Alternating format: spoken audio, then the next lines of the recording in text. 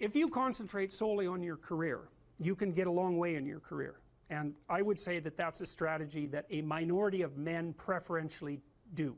That's all they do. They work like 70, 80 hours a week. They go flat out on their career.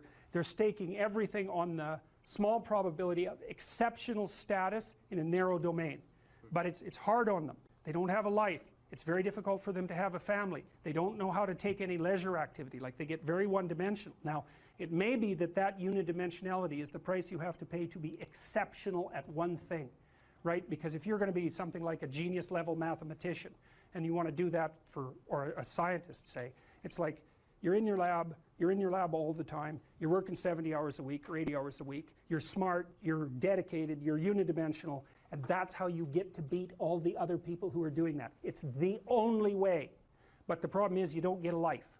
Now, if you love being a scientist and you have that kind of focus of mind, well, first of all, you're a rare person, and second, you're going to pay for it.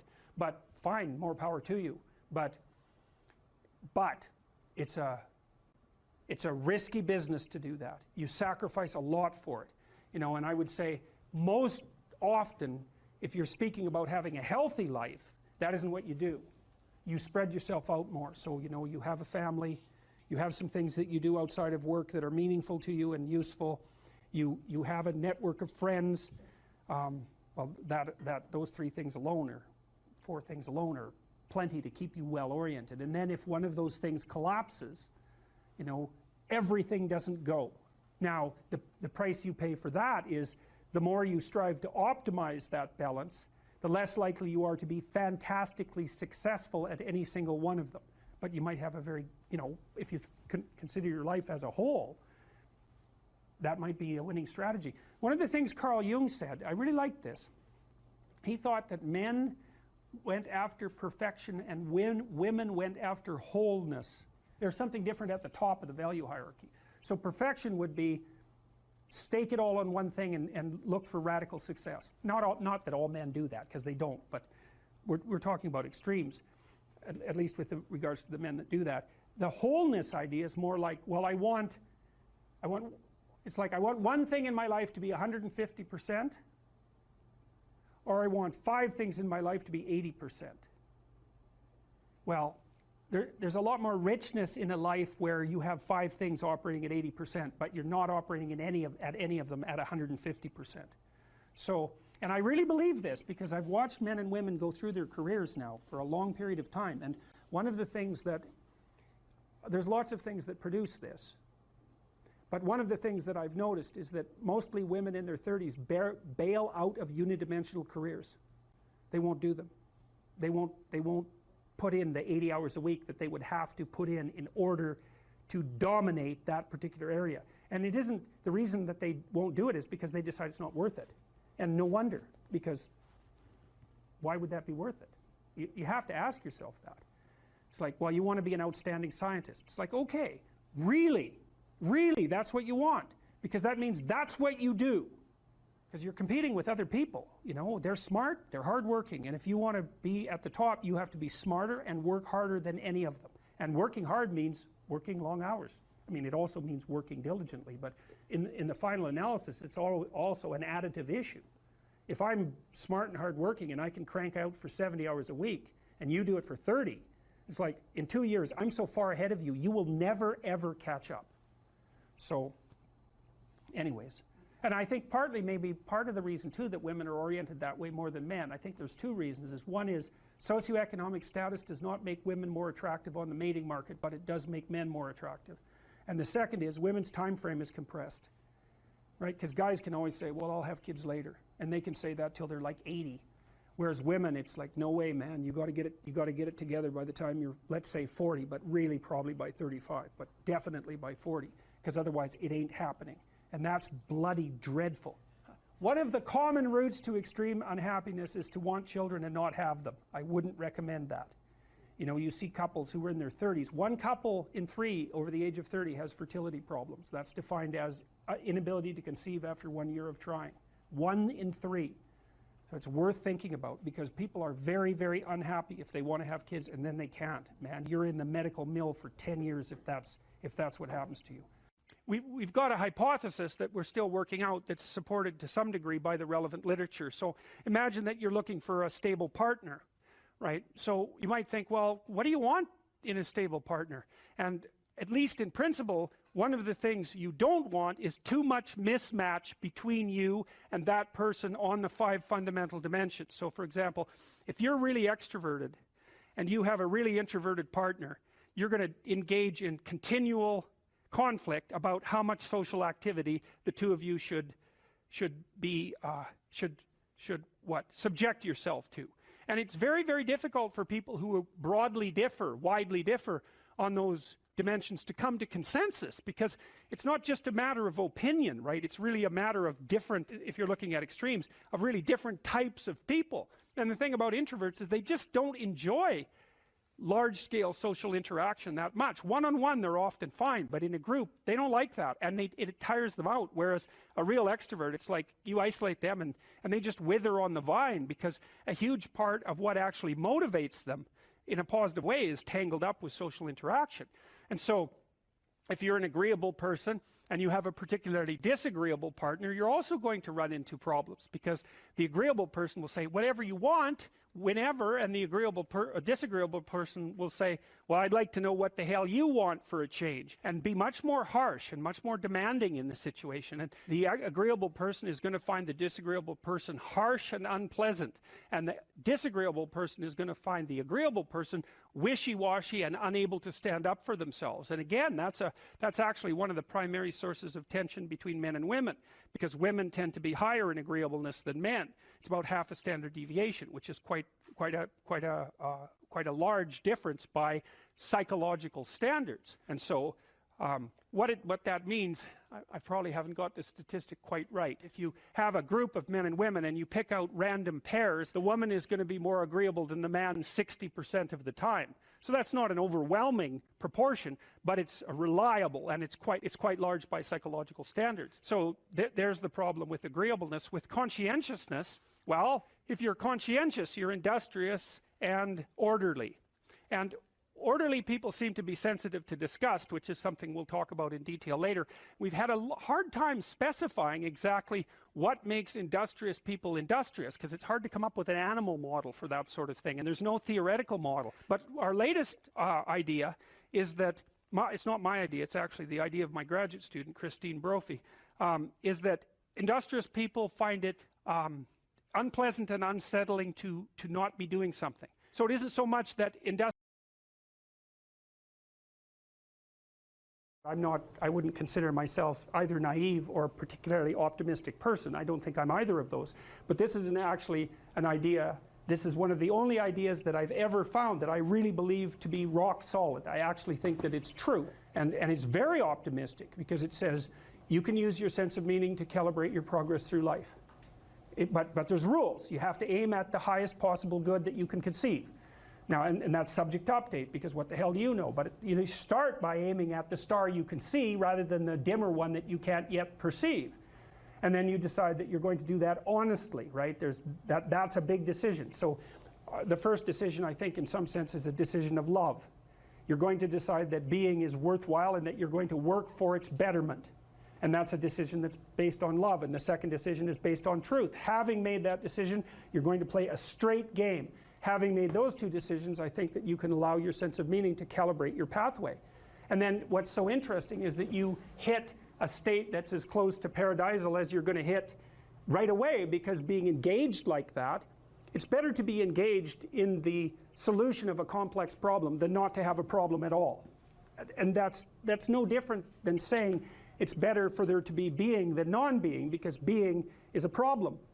And so if you want to have no problems, then you have no being. And you could say, well, being is so miserable that maybe that's the route we should take. And fair enough, but maybe you can have your cake and eat it too. You can have the damn problem. It can be a problem worth solving, and you can be so engaged in solving the problem that it justifies the fact that the problem exists. And then you get to have the problem and the solution at the same time, and maybe that's better than not having the problem at all. And I believe that, because one of the things I have seen, and I've seen this being so interesting when I've been lecturing to people, especially more recently, and this has also manifested itself on YouTube, I'm talking to people a lot about responsibility, and it's young men in particular that seem to be responding to that, and I think that's partly because I think that young women, in some sense, have their responsibility map already laid out for them.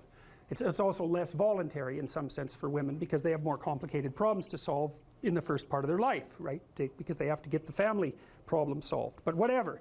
I've been talking in a very delineated manner about responsibility, which is a strange thing to sell to people, but responsibility is what gives your life meaning. And so then you might say, well, then take on ultimate responsibility. And what happens? You have an ultimately meaningful life. And then you might say, well, if your life is ultimately meaningful, doesn't matter if it's punctuated by tragedy or even predicated on tragedy. It's worth it. And I think that's true. And everything I've seen indicates to me that's true. Every time I get my clients to take on more responsibility, you know, and it isn't an injunction. You're a bad person, you should take on responsibility. It has nothing to do with that. You can define the damn responsibility. It isn't something that someone else should impose on you. It's not a matter of doing what you should do in some abstract manner. It's not that. It's the choice of what game you're going to play. And you know, you can play the game of the seeker, I would say, and if you play that game, then everyone wins. And it's the best game you can play. And so the answer, in some sense, to the tragedy of life, to the catastrophe of life, to the fall, is to adopt the responsibility of mortality that goes along with that, and to play that game maximally. And paradoxically, it's in the willingness to do that that the solution emerges. And I don't, you know, I have done my best with every single thing I've talked to you guys about. I have done my best to do what Dostoevsky does in his novels, which is I make a proposition and then I spend months or years trying to figure out if I can take the bloody thing apart, if there's something wrong with it, because I want to find out. I want to hit it with a hammer and see if it breaks. And what I've been trying to do is to tell you all the things that I've gathered, let's say, or laid out or articulated or discovered over the last 30 years that I have not been able to break with the biggest hammer that I could take to them. And I guess that's the fundamental one, is that I believe that the idea that lurks in these images, derived from very different cultures, it's the same idea. Life is suffering. Right. Indisputable. What do you do about that? You voluntarily accept it and then strive to overcome the suffering that's a consequence of that. And you do that for you, and you do that in a way that makes it better for other people. And then that works. And one question might be, well, how well does it work? And the answer is, the only way that you can find out is by trying it. That's it. That's the existential element of it. The proof is to be derived by the incarnation of the attitude in your own life. No one can tell you how it will work for you. It's the thing that your destiny is to discover that. And you have to make the decisions to begin with. It's like, because you can't do this without commitment. You have to commit to it first. That's the act of faith that Kierkegaard was so insistent upon. You have to say, I'm going to act as if being is good. I'm going to act as if truth is the pathway to enlightenment. I'm going to act as if I should pursue the deepest meaning possible in my life. And there's reasons to do none of those. They're real reasons. So it's really a decision. But you can't find out what the consequence of the decision is unless you make the decision. I think the same thing happens when you get married, by the way. So if you think you might leave, you're not married.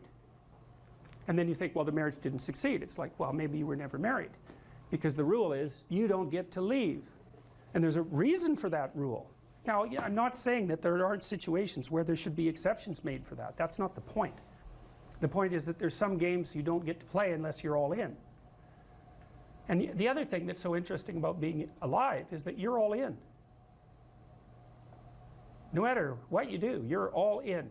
This is going to kill you. So I think you might as well play the most magnificent game you can while you're waiting. Because do you have anything better to do? Really?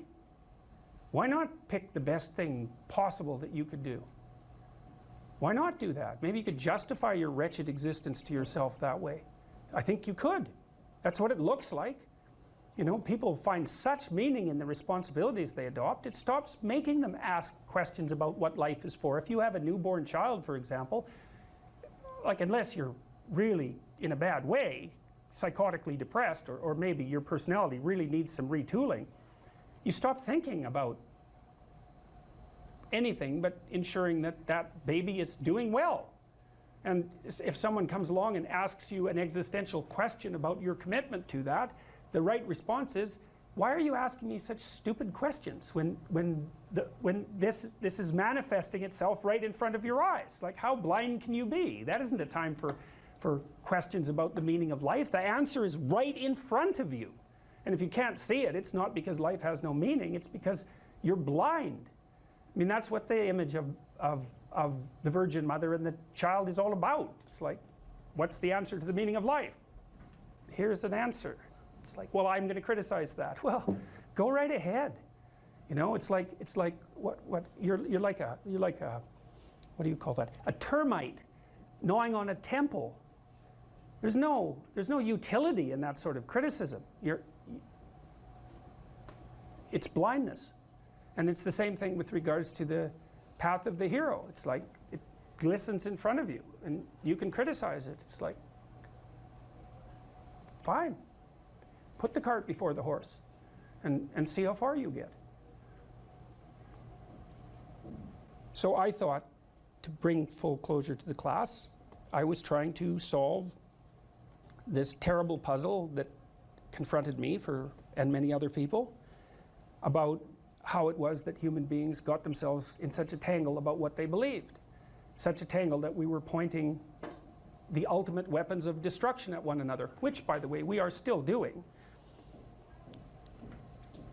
And I thought, okay, well, I understand that. We need our belief systems. They orient us. And that means there will be conflict between belief systems, and that can be a catastrophe. And that's being played out everywhere, again, in very many ways. What's the solution to that? Well, one possibility is there's no solution. It's just mayhem all the way around. Could be the case. But it seemed to me, as I delved into it, that the proper solution to that was to live properly as an individual. Because you're more powerful than you think. Way more powerful than you think. I mean, God only knows what you are in the final analysis. You're blind to your own weaknesses, but you're also blind to your own strengths. And so then I think, well, if you got your act together, it'd be better for you, and instantly it would be better for your family, assuming they wanted you to get your act together, and not everyone does, and then it would be better for the community. It's like, how far could you take that? If you stopped wasting time, and if you stopped lying, and if you oriented yourself to the highest possible good that you could conceive of, and you committed to that, how much good could you do? Well, I would say, why don't you find out? So that's what I think you should do. You should find out. You don't have anything better to do. And there's nothing in it, as far as I've been able to tell, there's nothing in it but good. So maybe you could sort yourself out so that you wanted nothing but the good. And then maybe you could help make that manifest in the world. And maybe we wouldn't have all these terrible problems then. At least we'd have fewer of them, and that would be a start. So it's the answer to the problem of humanity is the integrity of the individual. That's the answer. So, and states that are predicated on that realization are healthy. So, and states that aren't are doomed to stagnation and catastrophic collapse. And personalities that are predicated on self-tyranny and the tyranny of others are doomed to collapse. So, and then you think, well, what's the barrier? And the barrier is, are you willing to accept the responsibility? And part of the answer to that is, reduce the damn responsibility until it's tolerable. You don't have to fix everything at once. You could just start by fixing the things that you could fix. Or you could even do it more. You could do it with even less self-sacrifice. You could start by fixing only the things that you want to fix. God, you can get a massive way that way. So do it. See what happens. That's what you should have been taught in university right from the beginning. It's like, Aim at the highest good.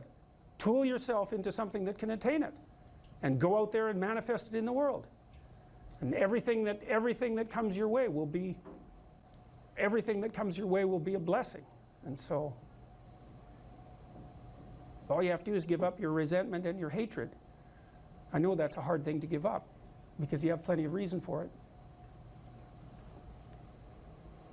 That's probably a good place to stop. So it was a pleasure.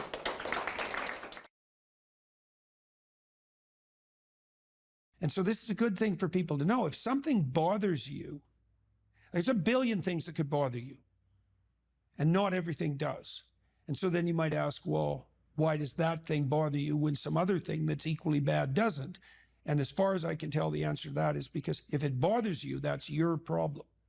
And you might think, I don't want to have a problem. It's like, that's because you don't know that problems and opportunities are the same thing. So if a problem's crying out to you, then it could well be that your proper destiny is to address that problem, in which case it's an immense opportunity. And you saw that, exactly that. Oh, look, there's an absence in the marketplace. Well, that's a good discovery, an absence in the marketplace, especially if you're right. And so that's what you did. And then you got a movie out of it. So that's a pretty good deal. Yeah. You know, and that's independent of its eventual success as a movie, because even if it lands at any of the levels of success it could land at, you got to make a movie. And so that's pretty good. And God only knows what you learn doing that. So there's no loss in that, right? Yeah. There's just gain. There was an interesting thing that I realized during this whole thing, and it is related to what you just said. So for many years, I have told people that if you have an idea and you don't execute on it, your idea doesn't mean anything. Ideas are a dime a dozen, and it doesn't really matter. Yeah. And what I realized in making this movie is that I was actually wrong. Okay. Because if an idea, it's worthless if you don't execute it on it. I get that. But the actual idea, that if you have an idea, if you have an idea and it's good, yeah, you can't even put a price tag on that thing. And that's why when you look at Hollywood makes a bunch of what are they called? Like reruns of the same movies, right? Yeah. There's a reason for that. They have all this money to throw at ideas, and they just go, well, you know what? Make the superhero movie again, make the space movie again. They just make the same movies often over and over again. And I realized that these, if you have a really good idea, you have to execute on it. You have to do something with it, because if you don't, it's like a mortal sin not to execute on a good. Well, it's a revelation, a good idea. Yeah. It's a gift. It's grace. Where does it come from? That's why I was kind of very curious. That's exactly right. Because I know the answer to that. I look at it like, they know what molecules are in an amoeba, right? Yeah. We know what chemicals and we know what's in it, but we can't make an amoeba. We can't make something alive. And just like in a movie or a book or a song, they know, you go to Nashville, they know what notes make a hit song, but they can't just produce a hit song. They can put all the chemicals in there, but they can't bring it to life. And so there is, just like there's something special about life, there's a spark that we don't understand. We can't fabricate it. We cannot fabricate that spark in life. And we can't, as far as I can tell, we can't fabricate that spark of an idea. Okay, so there's a bunch of things that come off that. So one of the things I realized, so I've done a lot of lecturing again this year. I don't know how many different cities we went to, 60 or 70, over the last 8 months, maybe more than that, a lot. And I have a chance to develop my ideas every night. One of the things I came to understand more clearly was, this is a very cool thing, and it's relevant to what you just said, is that the spirit of your aim, you could say, answers your prayers or informs your thoughts. And it has to be that way, because thought is a navigation tool, right? You set an aim, and then your perceptions line up so you can see your way forward, but your thoughts and your emotions also aid that, because you want to get there, let's say. And then the methods by which you might advance come to mind because you've set your aim. Okay, so we can take this apart in this idea that came to you. It's like you wanted to serve your children. Okay, you wanted to serve them in a manner that was better than what was being served to them. You wanted to serve them in a manner that would help them develop in this adventurous way. So that was your goal, your aim, when you went to the library. And then what happened was there was a mismatch between what you discovered and your aim. And so now that constitutes a problem, but it also constitutes an opportunity, right? Because now you see that if your aim was correct and there's a void, well, then that's a moral problem even.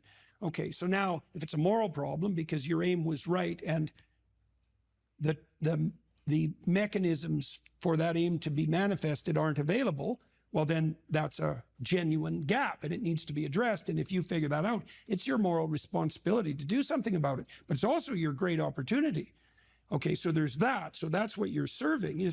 If your aim is correct and true, and you have a revelation in relationship to that aim, and you don't act on it, you've thrown away the pathway to that aim, and you've betrayed it. That's not a good idea. But even more concretely, one of the things my wife has really learned to do in the last 2 years, she started to write and she started to speak publicly because she introduces me and talks for about 10 minutes. And she's learned during our discussions, our private discussions, let's say, if an idea emerges, she writes it down right away, no matter what we're doing, right? The idea comes, you write that thing down because it's a gift and God only knows what it's worth.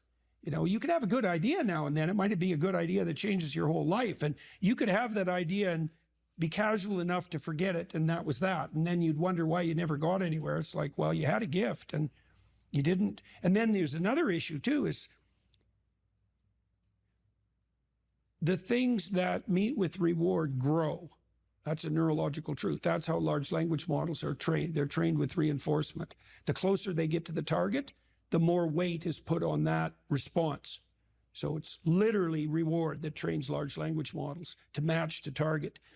Well, if you have a bit of a creative spark and ideas are being revealed to you in concordance with your aim, and then you don't act on those, you punish them. You punish the source of the ideas. Just like demoralizing a kid.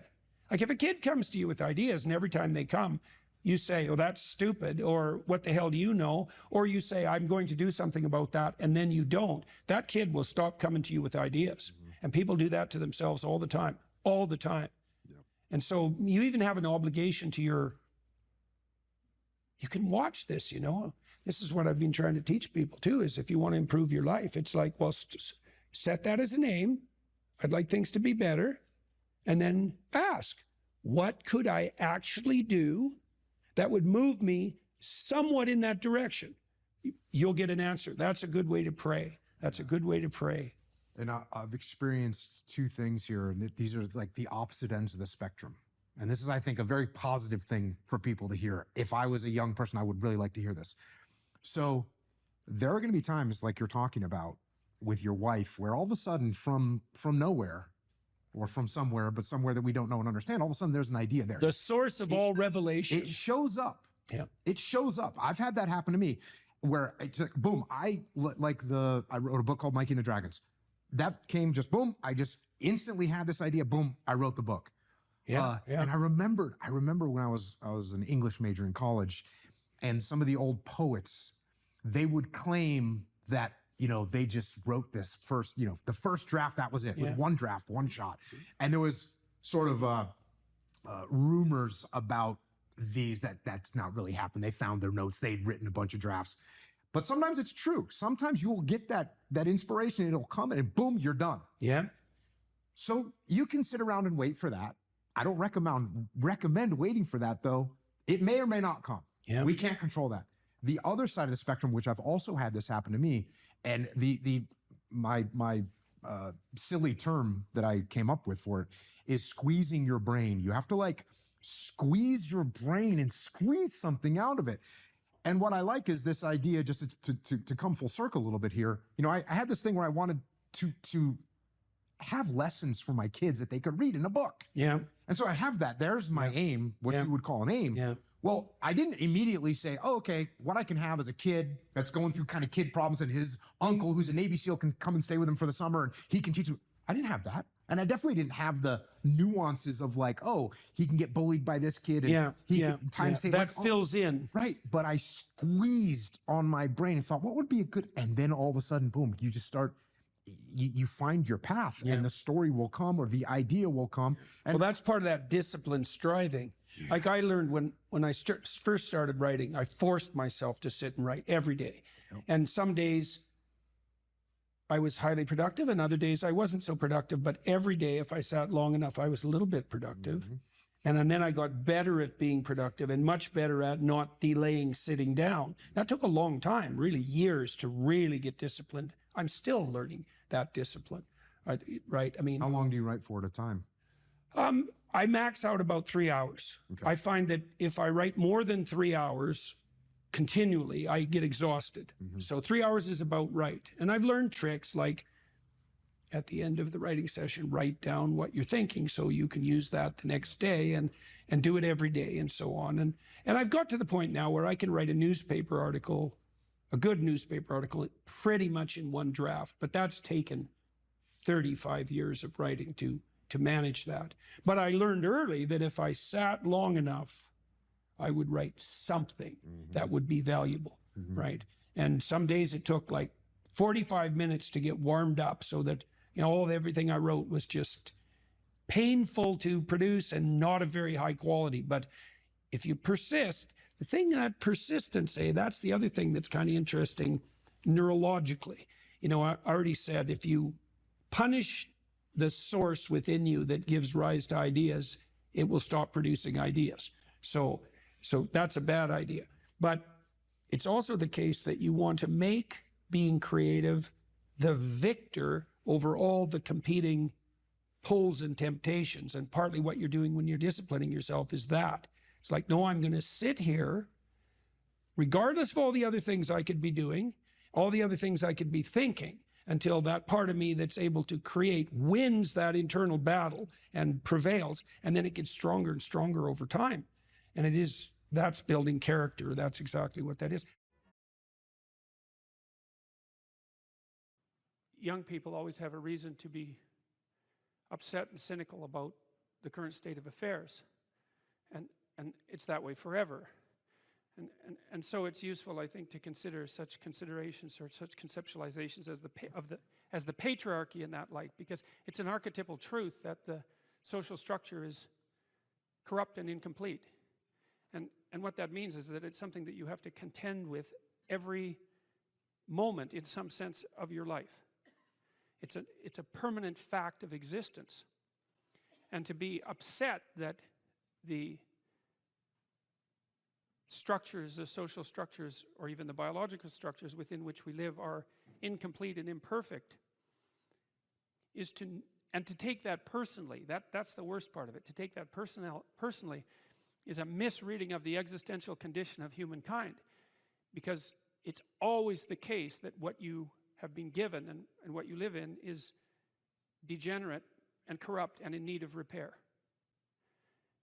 And it's easier just to accept that, because there's also a positive element, and the positive element is, well, you've been granted something rather than nothing, and maybe you haven't been granted pure hell, because especially in a culture like ours where many things actually function quite well, so there's room for gratitude there. Even if it's a broken machine, it's not one that's completely devastated, and it's not absolutely hell-bent at every second on your misery and destruction.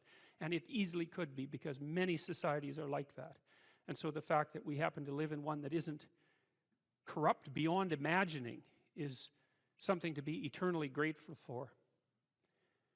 Well, so we live inside a damaged structure, and we also bear responsibility for that damage, because we don't do everything we can to constantly repair it. And you might say, well, that's actually one of the fundamental, people say, well, what's the meaning of life? What they really mean is, what's the positive meaning of life? Because as we've already discussed, the negative meanings of life are more or less self-evident. Well, the positive meaning of life is to be found in noting the state of lack of repair of the walled city that you inhabit, and then sallying forth to do something about that, to repair the breaches and to fix up the walls and to make the structure that you inhabit as secure and as productive as it possibly can be.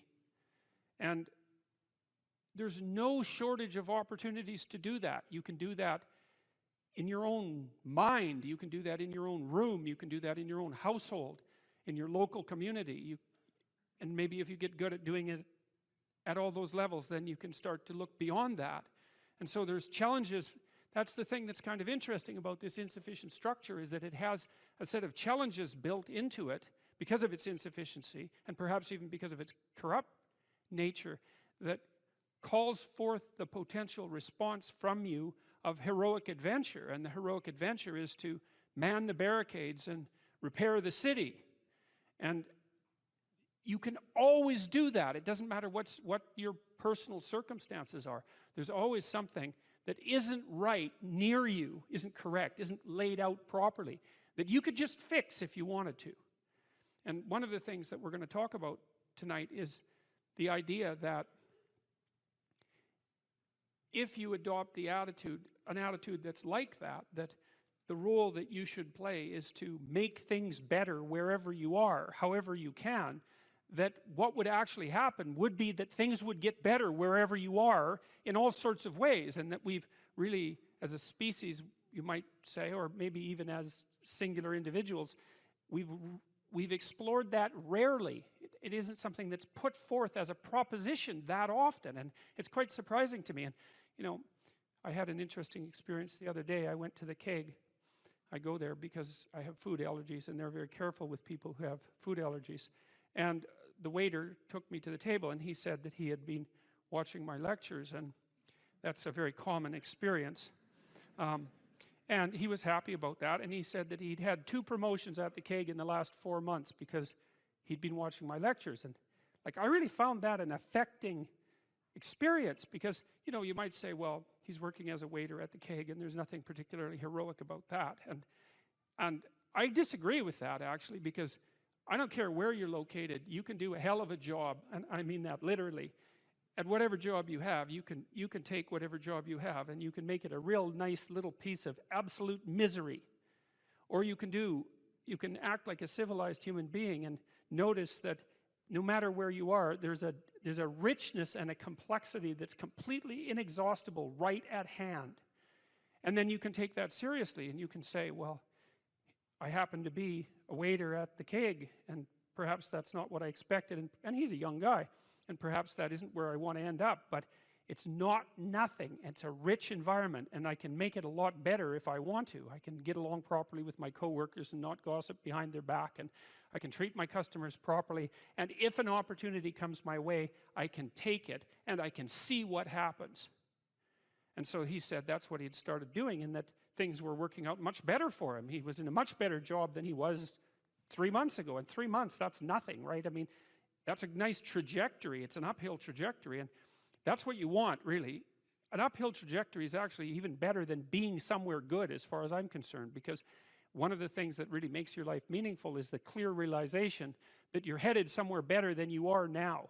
And then it's even better if you also understand that there's a direct causal relationship between the things that you're doing and the steepness of that incline. And so I get a lot of letters from people like that, and they're most frequently young men, although not always.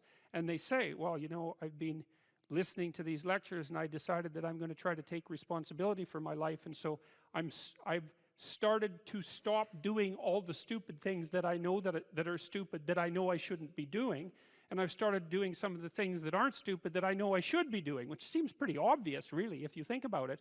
But obvious though it may be, that isn't necessarily what people do. And then they write and say, you can't believe what difference that makes. And they're thrilled about it. And so I'm thrilled about it when I get letters like that, because I really don't experience anything as better than a letter like that or a message like that, because it's so good to see things that aren't so good replaced by something better.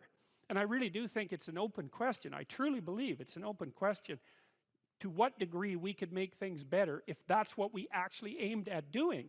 You know, in some of the stories that we've covered already, that story of Cain and Abel in particular is really an analysis of that problem, which is so remarkable. It occurs so early in this document. It's such a foundational story, and it basically says, well, there's two modes of being in the world, right? There's one where you adopt the responsibility for living properly, for being properly, and you make the sacrifices necessary for doing that, and then everything will flourish properly. And the other one is a pathway of resentment and bitterness and rejection and murder and genocide, and that just seems exactly right to me. And so if the positive path beckons, if you can actually see what it is, if you can lower yourself enough to see what it is. Carl Jung said once that modern people didn't see God because they didn't look low enough. It's a phrase I really, really like, because people denigrate the opportunities that are right in front of them. And there's no reason to do that, because what's right in front of you is the majesty of being. That's what's right in front of you. It's inexhaustibly complex and full of potential, and there's no reason to assume that wherever you happen to be isn't as good a starting place as anywhere else. Now, you know, I know some people have terrible, terrible lives. They're in situations that are absolutely unbearable. But I also do know that even situations like that can be made a hell of a lot worse by the worst kind of attitude. That's for sure. So anyway, so that's where you are. You're in a damaged structure. You're a damaged structure. You're in a damaged structure. But, you know, at least it's got some walls. You know, you're not being fed to the lions on a regular basis, so that's a good thing. And you can emerge forward, you know, heroically, magically, to confront the chaos that constantly threatens the structure within which you live. And you can free something as a consequence of that. You can learn something. You can strengthen yourself. That's the other thing, because what you're actually made of, in many ways, that what informs you, what you're made of, is what you encounter when you voluntarily encounter the unknown. And so the more you voluntarily encounter the unknown, the more you get made of. And the more you get made of, the more there is to you. And then the more you're good at encountering the unknown and restructuring order and calling forth proper order out of the potential of being. And God, you got to think, why wouldn't you do that, since you can do that? And it's an endless mystery. You know, I think part of it is that people, well, it's also encapsulated to some degree in the story of Adam and Eve, because what happens to Adam is when he becomes self-conscious, right?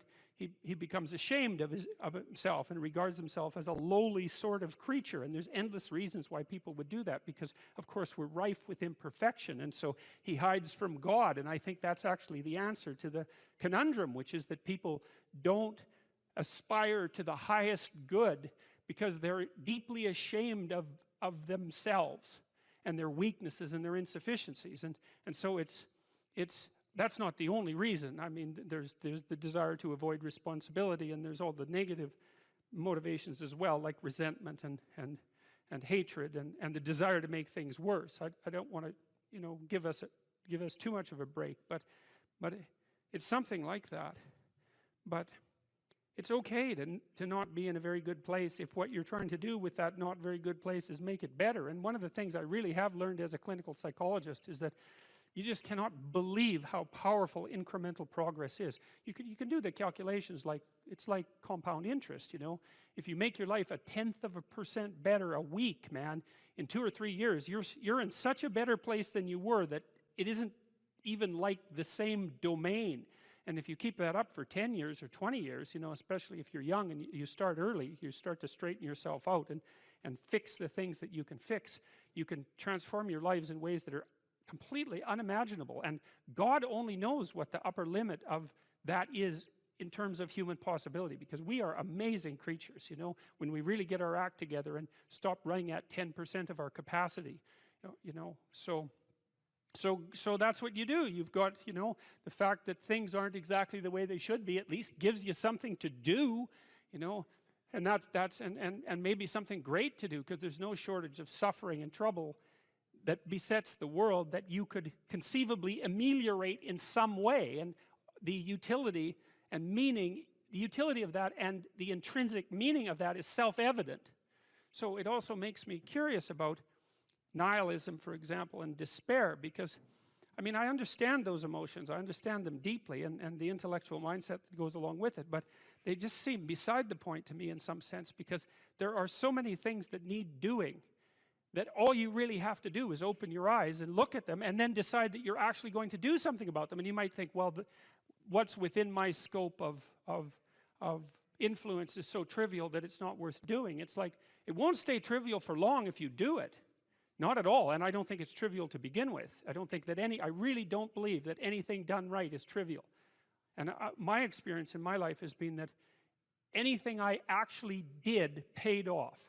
It didn't pay off necessarily in the way that I expected it to pay off. That's a whole different story. But if it was genuine commitment to do something, even if it went sideways and the outcome was really something other than what I expected, the net consequence over time was nothing but good.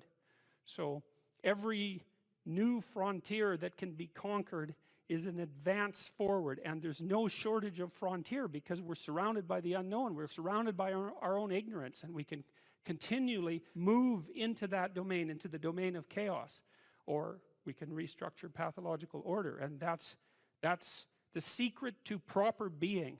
And so then you encounter chaos that way, and then you can regard yourself as the sort of entity that, despite its insufficiency, has the capability to conquer chaos.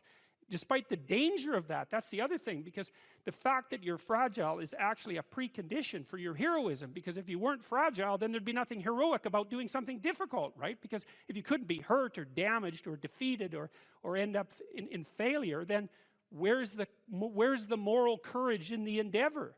It has to be that the fragility is built into the courage. And so it's not a reason not to engage in it at all. In fact, quite the contrary. And so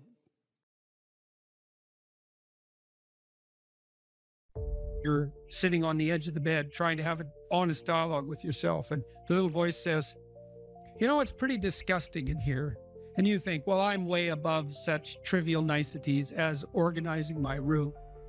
It's like, well, that's pride. That's arrogance. If you're above organizing what's actually yours, how in the world are you ever going to organize anything else? And so you get on your knees and you think, well, it's time to, take a brush to the toilet. And maybe that's where you start.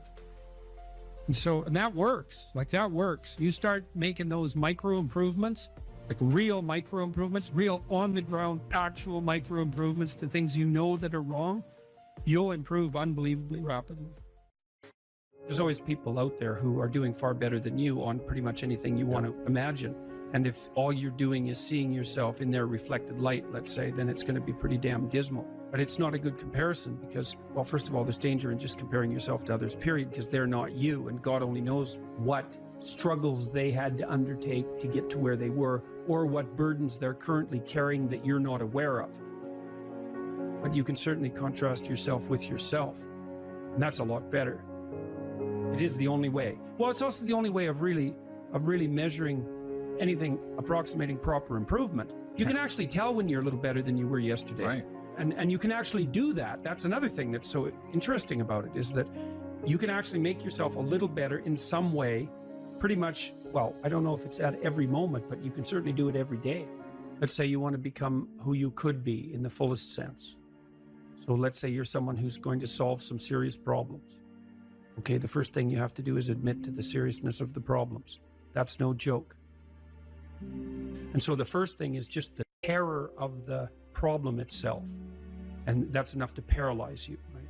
And that's the Hydra, that's the Gorgon with the head of snakes. It'll paralyze you and turn you to stone. That's the basilisk in the Harry Potter series. Mm-hmm. You look at it and it turns you to stone and lurks underneath everything, right? And it's malevolence and tragedy. And so there's that. And then the next is, well, you're going to take responsibility for that? You're really going to do that, are you? That's a hell of a load, man. And so it's daunting to even consider that. And then there's the discipline and responsibility that necessitates, which is also daunting. It's like, oh my God, the problem's that serious. I'm really going to have to get my act together in order to not contribute to it, much less solve it. And so the problem is terrible. And then the solution is daunting. But the upside of that is like, well, there isn't anything better to have than a problem that's worth solving, like that's really worth solving, right? And so the more of that you take on, the more you have a reason to get out of bed in the morning, no matter what. Like, I'm getting up, I'm trudging forward. Doesn't matter what I'm suffering from. I've got things that need to be done. They're necessary. And that gives you that sense of purpose that is the antidote to bitterness. Okay, well, let's say you want your life to be meaningful. It's like, okay, then what you do matters. It actually matters. Or how starting to clean up the room changed their life. That's quite fun because it's something I always tell people to do instead of going out and protesting. Jesus, I just can't stand Cleaning up that. the room? Yeah.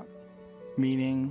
Well, my sense is that if you want to change the world, you start from yourself and work outward because you build your competence that way. It's like, I don't know how you can go out and protest the structure of the entire economic system if you can't keep your room organized.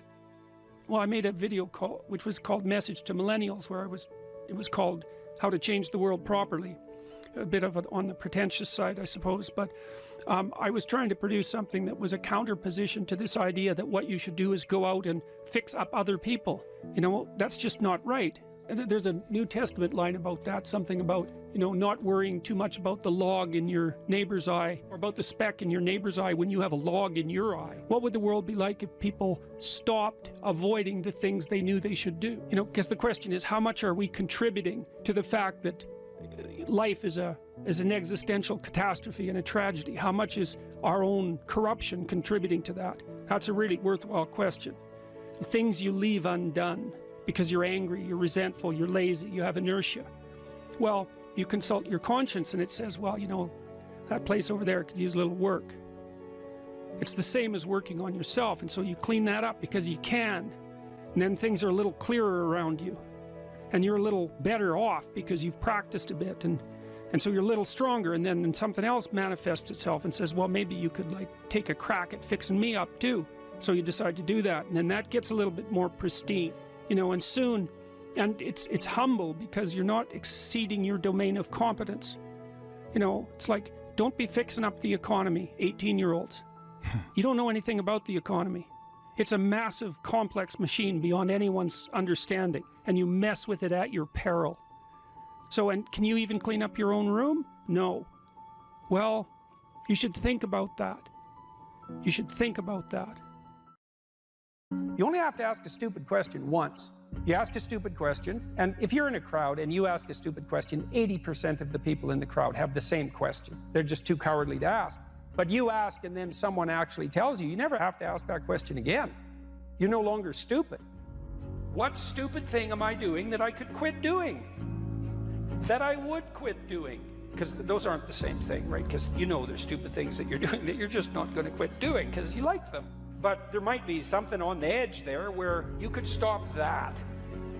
If you want to know something about yourself, sit on your bed one night and say to yourself, you got to mean this, like you got to be desperate. This is no game, this.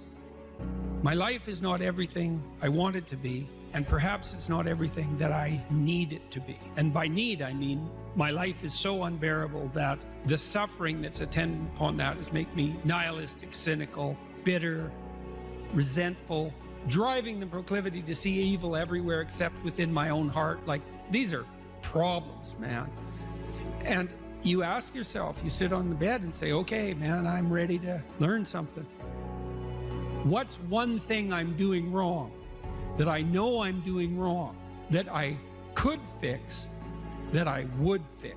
It's like, you meditate on that, you'll get an answer. And it won't be one you want, but it'll be the necessary one. You know, and it's often something that will point you to small things. Like, that works. You start making those micro improvements, like real micro improvements, real on the ground, actual micro improvements to things you know that are wrong, you'll improve unbelievably rapidly.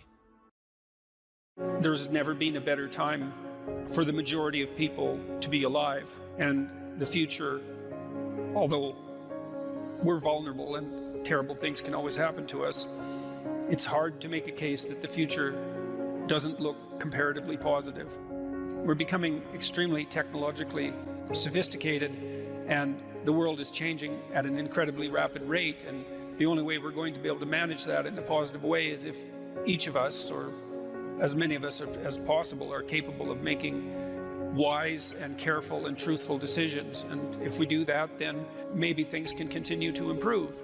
you don't get people to stand up on their own 2 feet and to adopt responsibility if everything is given to them. And that's a real conundrum.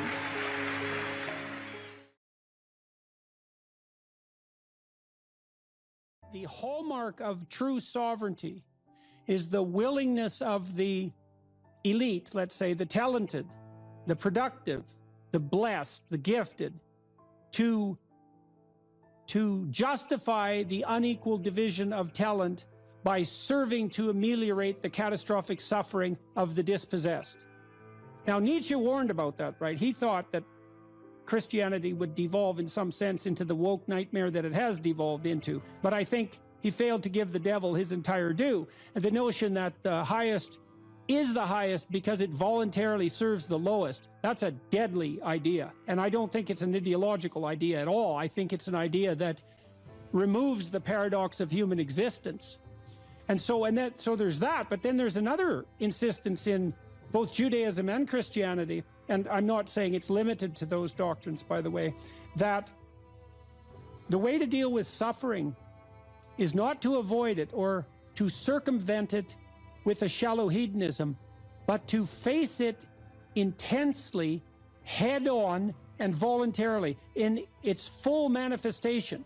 And so one of the things I've realized about the Passion story, which Jung regarded as an archetypal tragedy, and in some sense a limit case, right? A story so tragic that you cannot write a more tragic story. Right.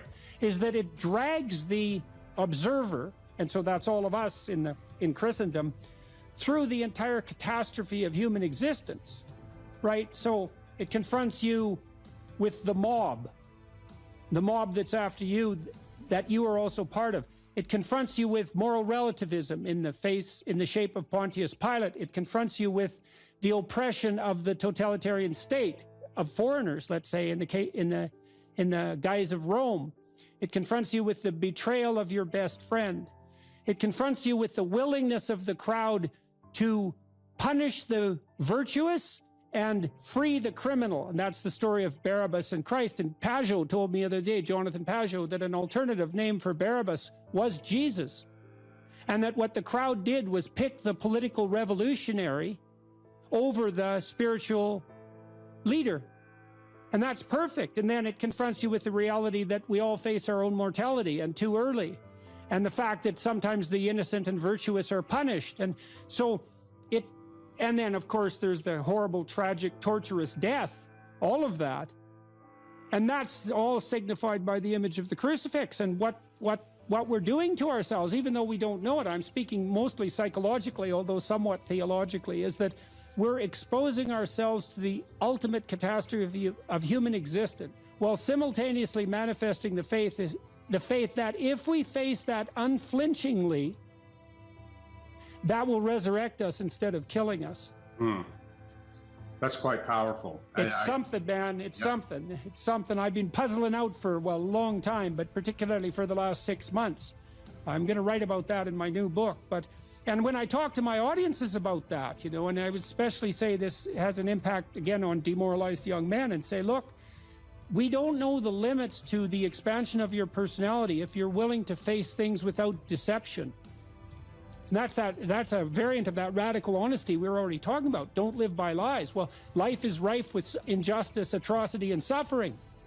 And so what do you do with that? Do you avoid it?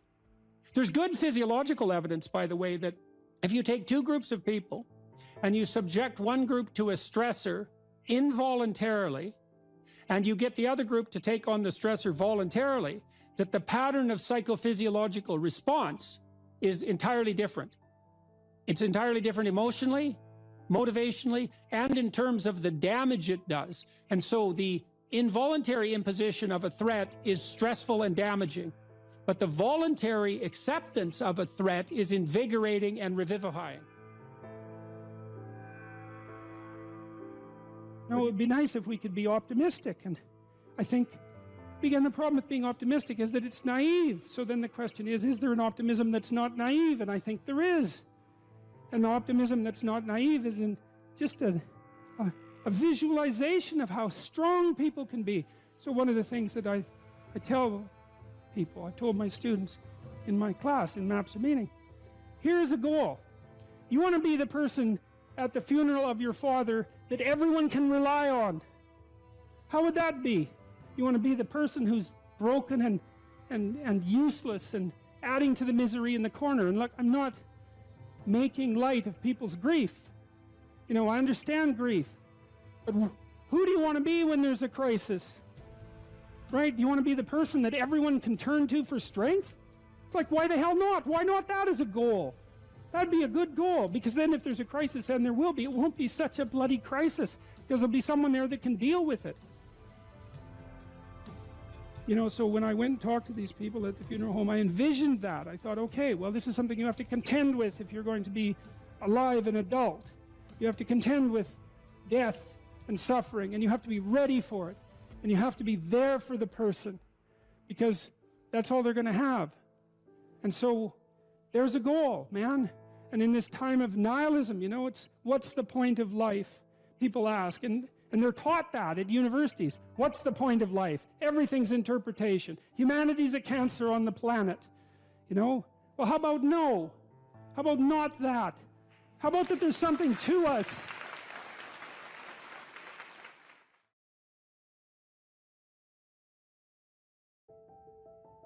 What emotion do you feel when you're going to approach someone you're very attracted to, and there's an extremely high probability that she's going to tell you to disappear? Right, exactly, absolutely, because it's a real judgment, right?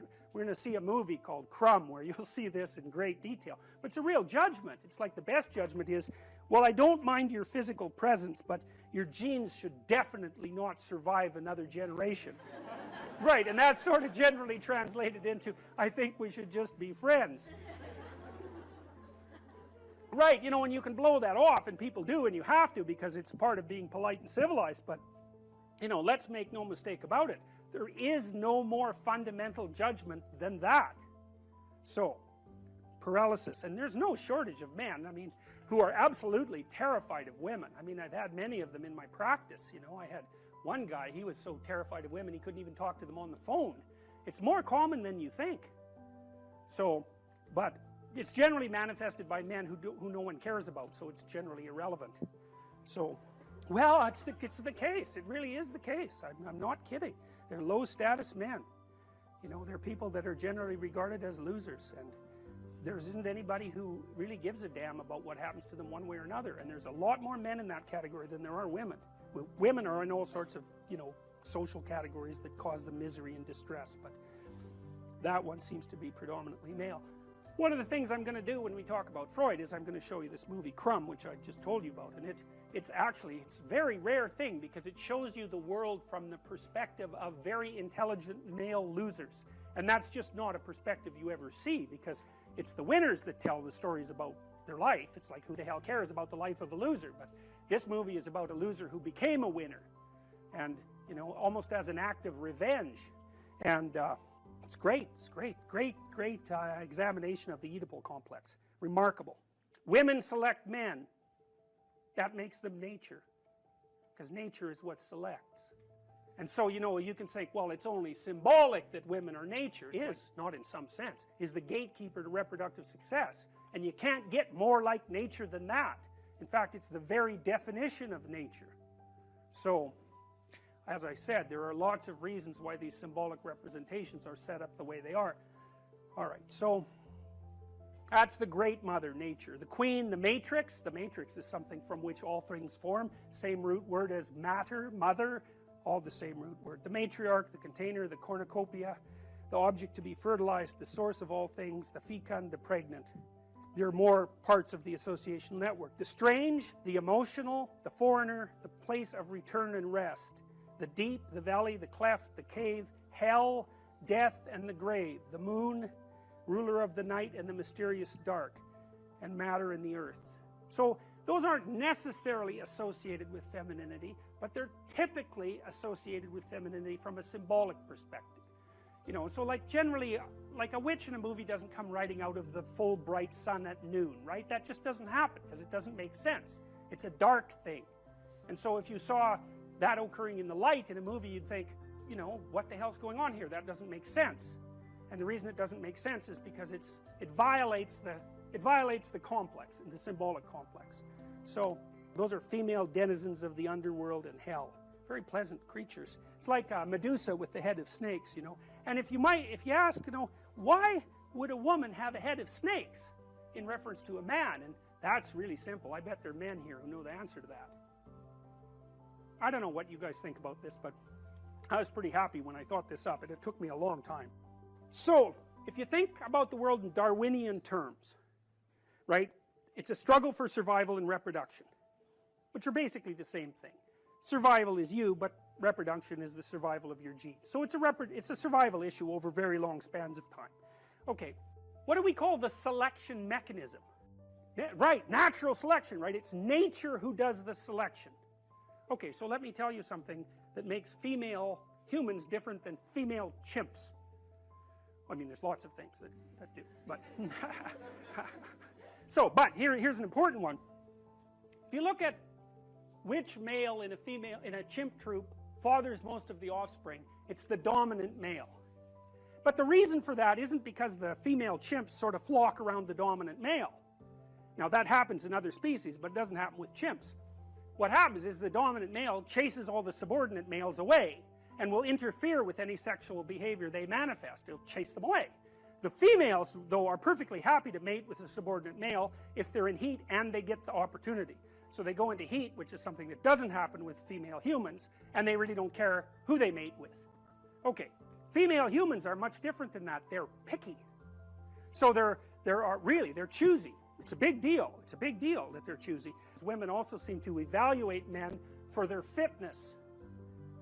Now, so, lots of men have no sexual partners and they have no children. That's not the case with women. Almost all women have one child or more. And it's a rare woman indeed who cannot find a sexual partner. Some of you undoubtedly have already experienced what it's like to be possessed by a particularly stupid idea. You know, so maybe you've grown out of one or two of the stupid ideas that possessed you, or maybe you're possessed by an attraction to someone you can't control, or you can't control your eating behavior, or you're a pushover when it comes to interpersonal interactions because you're too agreeable, or you fly off the handle and fight, and you know, none of this is really under your control. And so all of those things that manifest themselves not only in your behaviors but in your perceptions themselves, you know, they tend to take on embodied form and use you as the vehicle for their activity. So, you know, when you're thinking about something like anger, for example, think about how it works, because it's quite peculiar. What must someone generally do? How must someone generally act if you're going to be angry at them? They have to be irritating, right? You know, they have to provoke you in some way. Well, the mere fact that you perceive what they're doing as irritating or provoking doesn't ensure that anyone else would have thought about it, or that that's what they meant, or that that's what's happening. And my point is, it's very important to think about these complexes of ideas as subpersonalities, because otherwise you really don't get what they're like. If you're angry, if you have a proclivity towards anger, especially if it's an unthinking proclivity, anything that someone says might irritate you.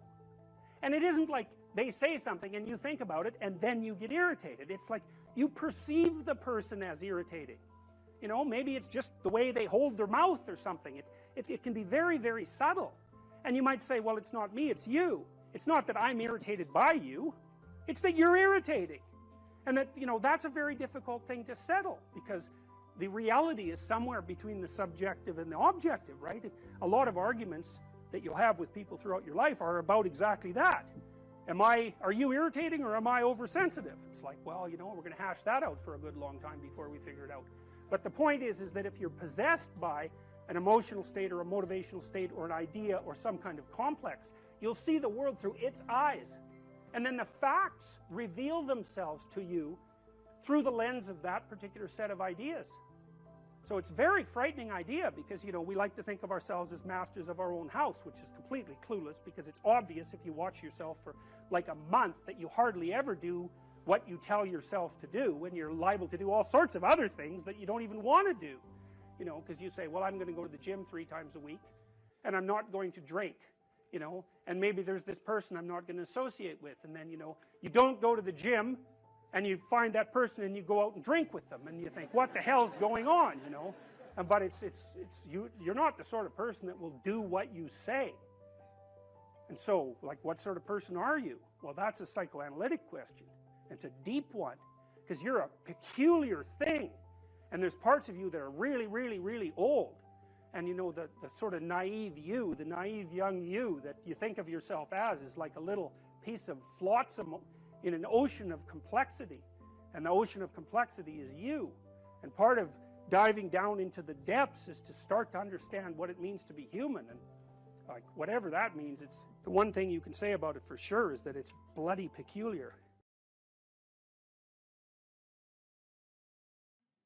If you're being required to do things that make you weak and ashamed, then stop. Don't do them. Like, one of the things I learned from Solzhenitsyn and Frankl was that systems go terribly out of control when people don't stop them when they're going mildly out of control. You know, and you might say, I should just keep my goddamn head down and shut up. It's like, maybe you should. Like, that's not bad advice. You know, you don't want to make unnecessary enemies, and you don't need any more trouble than you need. But you got to ask yourself on a day-to-day basis, what makes you think you're not selling your soul? You know, and there's so much foolishness going on in the mid-level bureaucratic world now. That's where all the tyranny seems to be focused.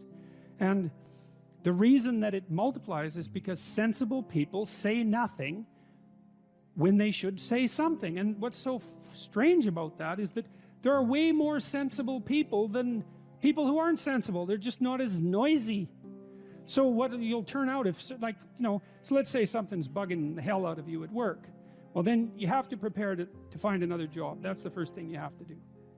I don't think that you should find another job, but you should prepare to find another job. And if possible, you should prepare to find a better job. Because if you can't tell someone to go to hell, then you can't negotiate with them. And if they've got you over a barrel, then you can't say anything. So you gotta set yourself up so you've got some mobility. And actually, that's a really good principle in your life, period. You should set yourself up so that you have a lateral move at hand. And then you should find out, well, are there things at work that are disturbing my soul? You know, and you find that out. First of all, you ask yourself, okay, I'm disturbed at work. Okay, I'm probably weak and deceitful and useless and lazy. You might as well start with that.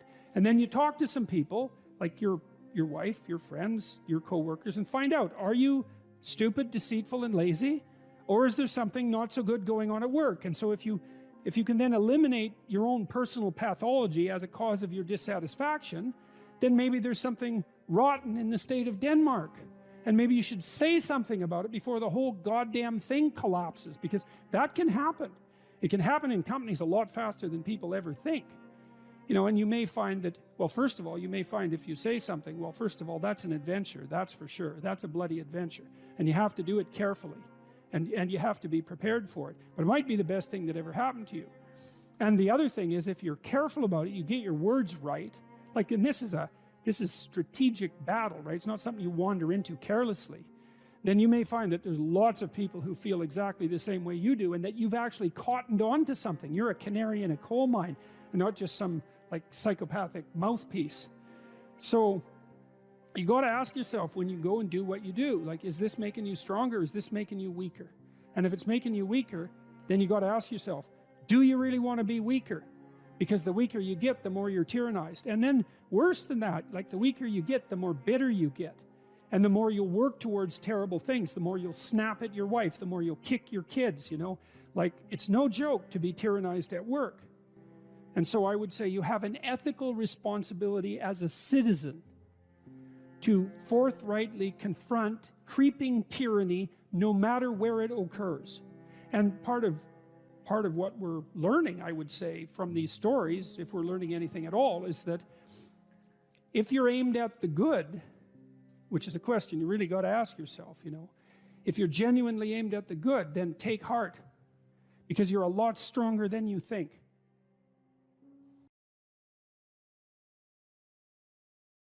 Right? They're all like, why should I stand up, be a martyr, get fired? This guy at Google got fired. Yeah. How do you convince people that there's a point to standing up when it appears to be futile? Well, the first thing I think is you convince them that it's not futile. It might be difficult, but it's not futile. If you get your words right, you have something to say, there'll be an impact of those words. It might not be the impact that you would choose. But the other thing you got to tell people is, pick your poison. You may be in a situation where you don't have a cakewalk to the Garden of Paradise. You got tyranny or famine. Those are your choices. But you get to pick which one you have. And I would say if you're being oppressed, and I mean in your soul, by what you're required to swallow at work, well, you think you're not paying a price for that? You got no self-respect, and rightly so. But worse than that, you're an agent of your own destruction. You're destroying your own ideal, and you're letting people who are weak and corrupt win. And if you stood up and stood up properly, but you have to put yourself in order to do this, at least to some degree, right? You can't do it casually. You have to do it from some position of preparedness and strength. Then what makes you think you couldn't scare them back into the corners? And that would be a good thing. And, you know, the alternative personally is bad because there's a psychological degeneration that goes along with it. I've seen this with many, many of the people that I've worked with who have been tyrannized in the workplace to the absolute detriment of their psychological and physical health, right? To the point of collapse, confronting these crazy, crazy things when they were sensible people. That's a terrible price to pay, man. Like it's a bad price. And then if the foolishness isn't dealt with at the local level, when it's still relatively trivial, then it will multiply until it's dealt with at the social level. And we're seeing signs of that already. Antifa is a good sign of that. You know, and problems that aren't solved multiply, and soon people fight. And you know, better to argue than to fight. Unless you want to fight. And some people want to fight. And I can understand why, but I wouldn't recommend it because that doesn't lead good places. It really doesn't lead good places. So I'd say you have a duty. Maybe that's why you stand up. It's because you have a goddamn duty to stand up and just say what you have to say. You don't even have to be trying to make a point exactly or trying to get something done. It's like, this is how it looks to me. That's what that guy at Google did. He wrote this memo and he said, I talked to him today. He said, well, he went to a diversity training seminar and he thought, no, I don't agree with that. And so then they asked for feedback. So we wrote this document a month ago. This was written a month ago. Got no real response to it. Well, it bounced around inside Google until a lot of people, you know, got interested in it, and then it escaped into the outside world. But all he was doing was he was told a bunch of things he didn't think were true. He wrote down a bunch of things he thought were probably true. He launched that out and said, well, I think these things are probably true. It's like, well, probably they're true. Well, so he paid a price for it, but maybe we'll see what sort of price he paid for it. Man, he's going to be a lot tougher in 2 years than he was 2 years ago. You know, like I reviewed this guy's document. I did that yesterday. And everything he said was validated by the scientific literature. So what has happened is that someone has been fired publicly by a major corporation for stating well-grounded scientific truths. Right. They're exactly the sorts of things that I say in my classes, for example. And the reason that I say them is because I read the literature. It's not because I'm personally happy about the facts.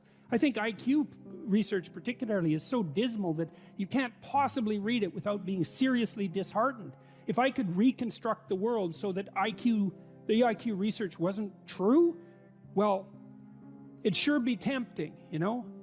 But that's not how science works. Science doesn't tell you what you want to hear. It just tells you the way it bloody well is. And he got pilloried for revealing a good fraction of current scientific knowledge about gender differences. Okay, that's not good. And as you said, that's a big company and it controls our communication. So how about we do what we can to ensure that these large communication companies don't get to impose a factually false ideological structure on the rest of the planet. Well, you could think about supporting this this guy who blew the whistle. There's a fundraiser for him online. He could use some money. He wants to sue Google. Yeah.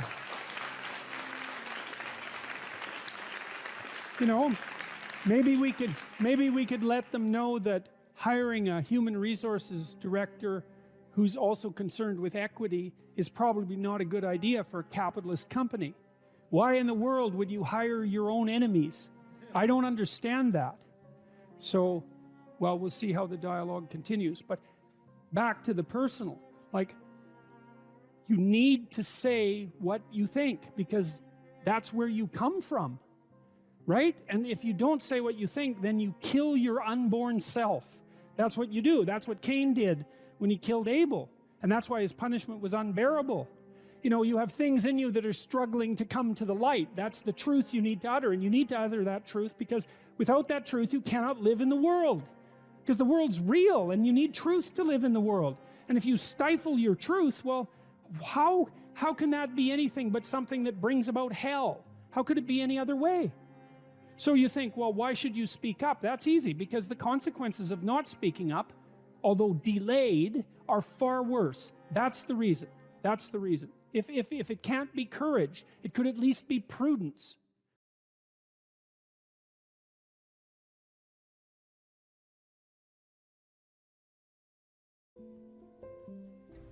So what did I learn from studying the terrible situation that obtained in the mid-1980s when the Soviets and the West had tens of thousands of hydrogen bombs pointed at each other, ready to go at a moment's notice? Why did that happen? What did I learn? It was simple. The reason that situation existed was because I was not good enough. I was not good enough. The reason that the terrible situations in the world exist now is because you're not good enough. You're not good enough. You're not good enough. We can solve any problem. We can solve any problem. If we used all the resources that were available to us, if we lived properly, we have no idea what we could turn what we're into. So I would say, you support free speech because it's the mechanism that maintains the sanity of the individual and society. And you live in relationship with the spoken truth to the best of your ability, because the alternative is hell. And if hell is what you want, then you can remain arrogant and resentful and deceitful. But if you want to work to better the world, to bring it up to what it might be, then you speak forthrightly, you clarify yourself, and you act properly in the world. And then you see what happens. And this is the final thing I'll say. I spent a long time studying the Sermon on the Mount. It's a key document.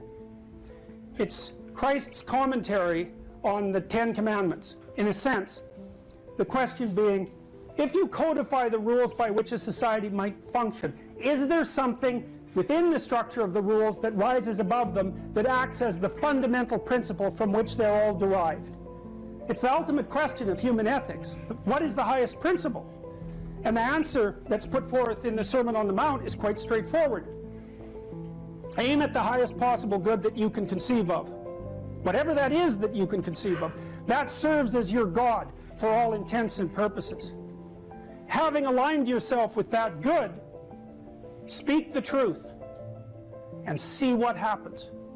That's the act of faith. The act of faith is whatever the truth reveals is the best of all possible worlds, regardless of how it appears to you now. It's a guess, right? It's something you stake a bet on. Well, what do you think? The best of all possible worlds will be brought into being by deceit? It seems unlikely. You know that doesn't work in your own life. You tangle yourself up in your own lies, right? One lie breeds 10, and 10 breeds 100, and maybe you put the consequences on down the road and you don't fall into the pit for 5 or 6 years. Maybe you've even forgotten why you fell in when you finally do fall in, but everyone knows that you don't get away with anything. And so the issue is, well, What would happen if you just said what you thought? Stupid as it is, inaccurate as it is, and listen to people, criticize you in response to shape you and make you more articulate. What would your life be like? And the answer to that is, and I know this to be true, I've worked with many, many people on precisely this problem. Your life gets better and better and better and richer and deeper, but that comes with a heavier and heavier burden of responsibility. Well, that's okay. You use the observation of your own capability to bear responsibility, to buttress yourself against the terrors of being finite. You say, weak and miserable as I am, I can still stand up to the terrible tragedy of life and prevail. And that's good enough.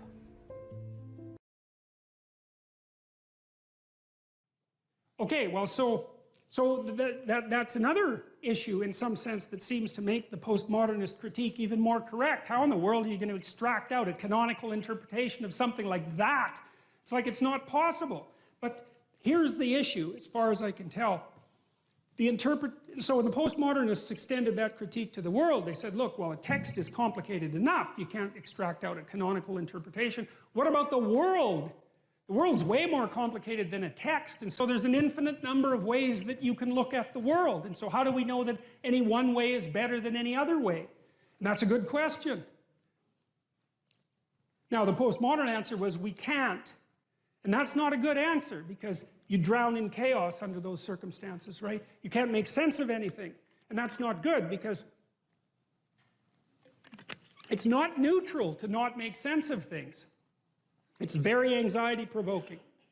It's very depressing, because if things are so chaotic that you can't get a handle on them, your body defaults into emergency preparation mode, and your heart rate goes up and your immune system stops working, and like you burn yourself out, you age rapidly because you're surrounded by nothing you can control. That's an existential crisis, right? It's anxiety-provoking and depressing, very hard on people. And even more than that, it turns out that the way that we're constructed neurophysiologically is that we don't experience any positive emotion unless we have an aim and we can see ourselves progressing towards that aim.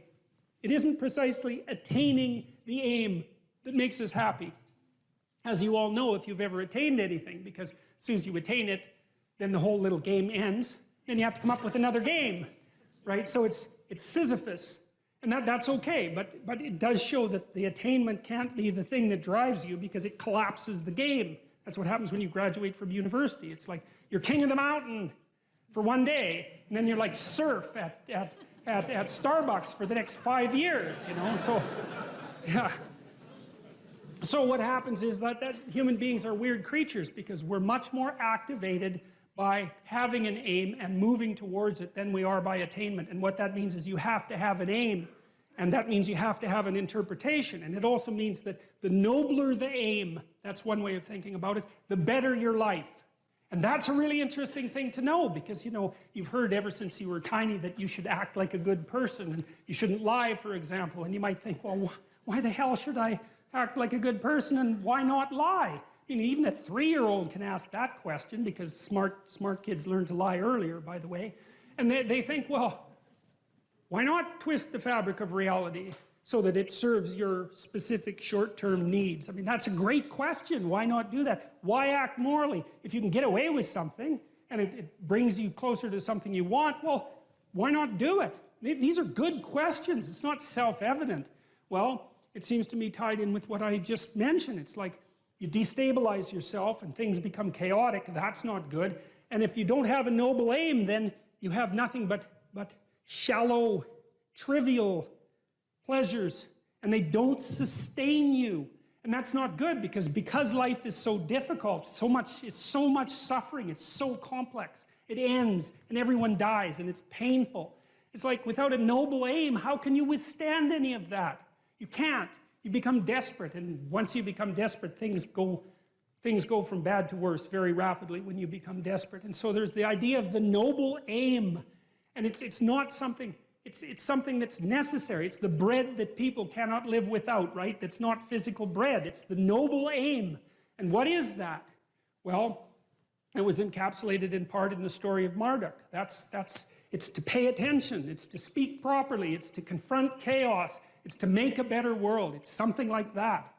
And that's enough of a noble aim so that you can stand up without, cringing at the very thought of your own existence, so that you can do something that's worthwhile to justify your wretched position on the planet. So now the literary issue is that, so look, you take a text, you can interpret it a variety of ways, but that's not right. This is where the postmodernists went wrong, because what you're looking for in a text, and in the world for that matter, is sufficient order and direction. So then we have to think, well, what does sufficient order and direction means? Well, you don't want to suffer so much that your life is unbearable, right? That just seems self-evident.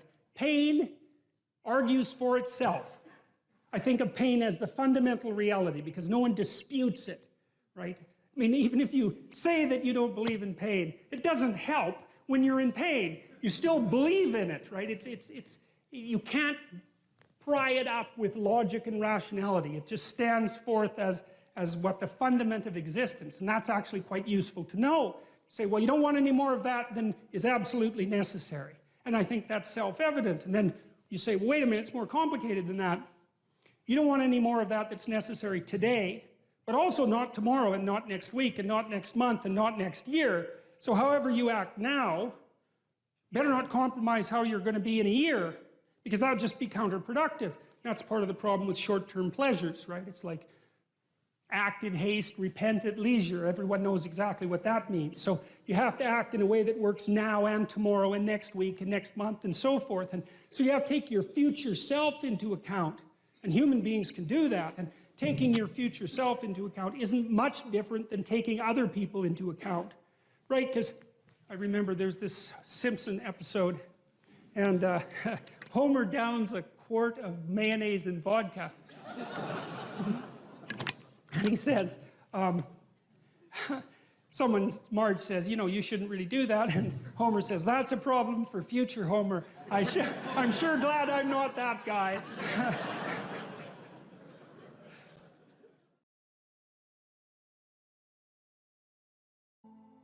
Any advice for students here? Yeah, read great books. Really, man. You've got this 4-year period that has been carved out of your lives by society. It's given you an identity, like a high-quality identity, and freedom at the same time. And you're not going to get that again in your life. You've got a respectable identity, university student, and complete freedom associated with that, or as near as you're ever going to get. And you've got these unbelievable libraries that are full of the writings of people who are intelligent and articulate beyond comprehension. And and you can go there and you can learn all this. And you might think, well, why should you learn it? Well, you learn it to get a job, or you learn it to get good grades, or you learn it to get a degree, and that's all nonsense. It's nonsense. The reason that you come to university to be educated is because there is nothing more powerful than someone who is articulate and who can think and speak. It's power, and I mean power of the best sort. It's authority and influence and respectability and competence. And so you come to university to craft your highest skill, and your highest skill is to be found in articulated speech. And if you're a master at formulating your arguments, you win everything. And better than that, when you win everything, everyone around you wins too. Because to transform yourself into, let's consider your transformation to something approximating the logos. It means you shine a light on the whole world. Well, there's nothing more exciting to do than that. There's nothing better you can possibly do. And to think that you're coming to university to be, trained to have a job, it's like, great, that's a hell of a lot better than being unemployed and covered with Cheeto dust while you're snacking away in front of your video game in the basement. But it's not and I don't have anything against video games, by the way, but it's hardly a triumphant call to being in the world, and that's what university should be calling forth. It's like, God, you people, I know what Harvard students are like. I taught here for 5 years. You people are spectacular. You're spectacular. You're all capable of being world beaters. You transform yourself into something that's articulated and sensible and grounded in history and knowledgeable and wise, man. You can do anything you want, and hopefully anything you want for good. Because if you have any sense, everything you want to do would be for the good, because there's nothing more compelling or meaningful or useful in combating the tragedy of life than to struggle with all your soul on behalf of the good. And the universities have forgotten that. It's why everyone's bailing out of the humanities, and they should. The humanities are corrupt. And they're corrupt because they're not telling students this. It's so bloody obvious. It's like, learn to think, learn to speak, learn to read. It makes you a superpower, an individual superpower. I don't understand why that isn't just told to students. It's not that hard to understand, and everyone wants to hear it. It's like, really, I could do that? I could do that? It's like, yeah, really, you could do that. And the whole society around you has labored for really thousands of years to provide every single one of you with this spectacular opportunity that you have while you're undergraduates and graduate students here, man. Everyone's just praying that you would come here and manifest everything that you could manifest.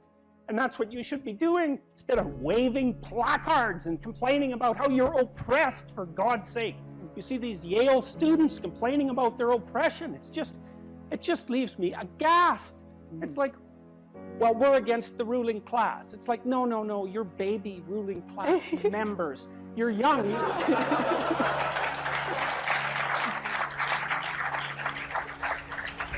The only reason you're not rich is because you're young. You know, that's the best. Really, if you look at the 1% even, the dreaded 1%, you know, most of those people are old. Why? Well, when you progress through life, if you're reasonably successful, you trade in your promising youth for your wealthy old age, but you're still bloody old. Would you trade it? Would you trade your youth for that? Like, if you factor age out of the economic equation, things look a lot different. Well, of course older people have more money. If they have any sense, they've been collecting it for their whole life. Is that somehow unfair? It's not unfair unless you want to be poverty-stricken when you're 70, and you don't want to be poverty-stricken when you're 70. So I just don't understand what's happened to the universities. I can't believe that you're not told when you come the first day, look, man, you're here on a heroic mission. You're going to take your capacity to articulate yourself to levels that are undreamed of. You're going to come out of here unstoppable. You're going to be able to do anything you want. It's like, that's what you're here for. Instead, you're taught that, well, you know, the world's a pretty oppressive place, and you're probably the bottom of the victim pile, and there's virtually nothing you can do about it except, you know, deconstruct the patriarchy. And it's so weak-kneed and so pathetic that universities should be embarrassed that that's what they're peddling to students. I'm embarrassed by it. You know, I've gone on public record telling parents, bloody well send your boys to trade school, because at least they'll learn something useful.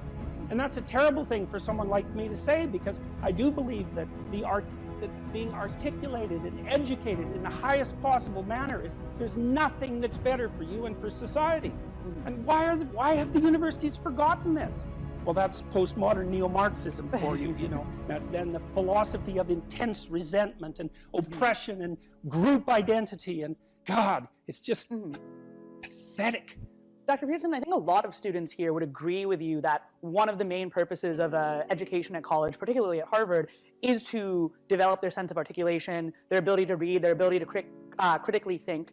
But then what comes after? Particularly at Harvard, there's a big discussion on what is a good life? What does it mean to use those skills that we get here, and then we graduate?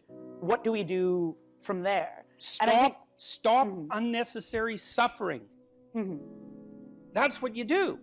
You know, that's your calling. It's like you say, well, what do you do after you graduate? Well, if you graduate articulated and powerful, there will be people giving you so many opportunities you won't even be able to keep up with them. You know, I've worked with very, very competent people in many different domains in my life, hyper-competent people. And I can tell you some very interesting things about hyper-competent people.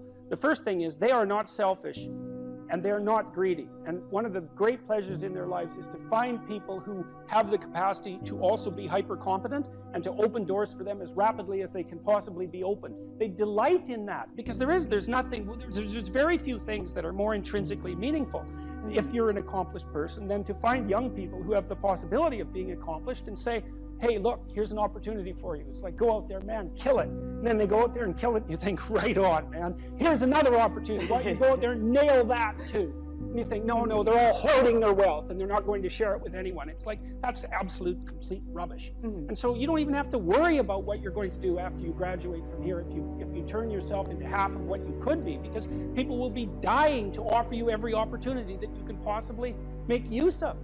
So it's a moot point. the world is always desperately short of people who can think and speak. And you think, well, I won't be made use of. Well, first of all, you can't say that if you're at Harvard, for God's sake. I mean, people already figured out who you are. They've already figured it out, and they're offering you the world on a gold platter. Take it. It's yours. Take it. It's like, great, man. Put yourself together and deserve it. That would be great.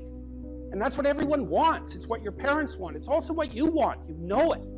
It's what you want. It's what women want from men. It's what men want from women. It's like for you to be who you could be. And the highest faculty of the human being is articulated speech. It's the divine faculty. And there is nothing more powerful than that. There's nothing that's even in the same league. And so if you don't have faith in that, then your priorities are misplaced. And I can't even understand why you wouldn't have faith in that being, say, Harvard students, because look where it's got you already. You know, you're already sitting on top of the world. So deserve it, make use of it, right? Go out there and fix things up. That's what you need to do. There's lots of things that need to be fixed up. And what you want to do is burden yourself with so much responsibility that you can barely stand. And then you'll get stronger trying to lift it up. And you won't be asking, what should I be doing with my life? Or what's the meaning of life? Or any of that. It'll be self-evident. It's self-evident. At minimum, you can say, there's more suffering in the world than there should be, and I could probably do something about that. And you can do something about that. So go do something about it. And then there'll be less suffering in the world. And then when you're 80, you can look back on your life and say, well, you know, there's less suffering in the world than there would have been had I not existed. And you don't have to even have a sense of ultimate destiny or even any sort of theistic belief to regard that as a positive good. Like, I think it goes beyond the mere pragmatic utility of addressing the world's ills, because I think we do live in a world that has a transcendent reality as well as the reality that we can detect. But even independently of that, it doesn't matter. It's like, I mean, this is part of the reason I like people like Bill Gates is a great example, man. That guy he's after 5 major diseases at the same time, right? He's trying to wipe out polio. He's trying to wipe out malaria. Yeah, exactly. He's trying to wipe out malaria. It's like, well, what should you do with your life? Well, you know, take a look at Bill Gates and see if you could do something like that. That would be good. So I'd be interested in hearing some more impressions. If you'd be kind enough to deliver some of them. What are your favorites? Let me conjure up the gods here. That is what I'm trying to do, when I'm doing that. It's like, let's get those words out of the chaos. It is helpful when I saw you looking up, because everybody has this shame when they're thinking, you know, and you look down. So that's a habit I pulled from you. You're not even in my impressions, but it just conveys confidence when you're thinking to go, you know, you're going to put your head up and make yourself vulnerable, opposed to, well, what did she like in bed? I hadn't really thought about it as a more open posture, but that's right. It is a more open posture. Well, and you're also, you know, turning your eyes heavenward symbolically, and you embody your meanings. That's the deepest sense of meaning, is what's embodied, right? What you're actually acting out. And it is a form of searching for the words, to find them, not to calculate them, but to find them. That's how Moses crossed the Red Sea, you know, by looking for a firm foundation in the chaos. We all know that. Yeah. Well, that's a good thing to know, you know, because you'll find some chaos, and you need to know how to get through it. And you look for a firm foundation. And you can feel your words, and they can be solid. And then you're okay, or as okay as you can be. And so, you know, okay, so. Or as Donald Trump says, Rosie O'Donnell, what a fat pig, right? What a fat pig. Did you see his video about him talking about Ozempic? No. Oh my God. No. Oh, this will cure any depression. I would say get rid of the Xanax and go watch. It just surfaced. I was in bed sick the other day and I just cried laughing. He's talking about a friend of his who's on Ozempic. And he's like, you know, I have this friend, he's a billionaire, right? And he takes the fat shot drug, right? The fat shot drug. And he's in London. He says, it costs $12. I'm here getting the fat drug, the fat shot, and it costs $1,300 in the US. And he's calling Ozempic the fat shot. And I just thought, that's the funniest thing I've ever heard in my life. He's very underestimated as a comedian. He's starting to get the credit, I think. I think now. he is. I think he Yeah. is. He's very funny in a Bill Burr sort of way. In a just... he When just- Bill Burr was particularly funny. Right. When he was a little funnier, right? Now it's talking about Black Lives Matter, right? You know, these white guys, these Jordan Petersons, right? These pseudo-intellects, right? On a Monday doing the podcast now, he's brutal, right? He's always getting gum off his fingers, right? What is he doing? What is he, tickling a child? No, it's brutal. It's brutal. No, I used to love Bill. Yeah. That was one of the first I did, Bill Burr. That was good. That was good. Oh, you know that. I did a Bill Burr master class. I did the whole prosthetic bald thing, and it was him teaching young comedians how to do comedy, and he just would lose his cool, you know, and just grab the microphone from him. So I booked a studio like this. You know, that was one of the blessings of, I guess, not getting an agent and all that stuff, was I had to just make my own stuff. Yeah, you have more So, freedom. Yeah, so that was one of the first, was the Bill Burr teaching kids. Show me some more. Oh God. What else do I do? All right, this is Owen Wilson. You know Owen Yeah. Wilson? Owen Wilson, if he was a dog. Okay. See.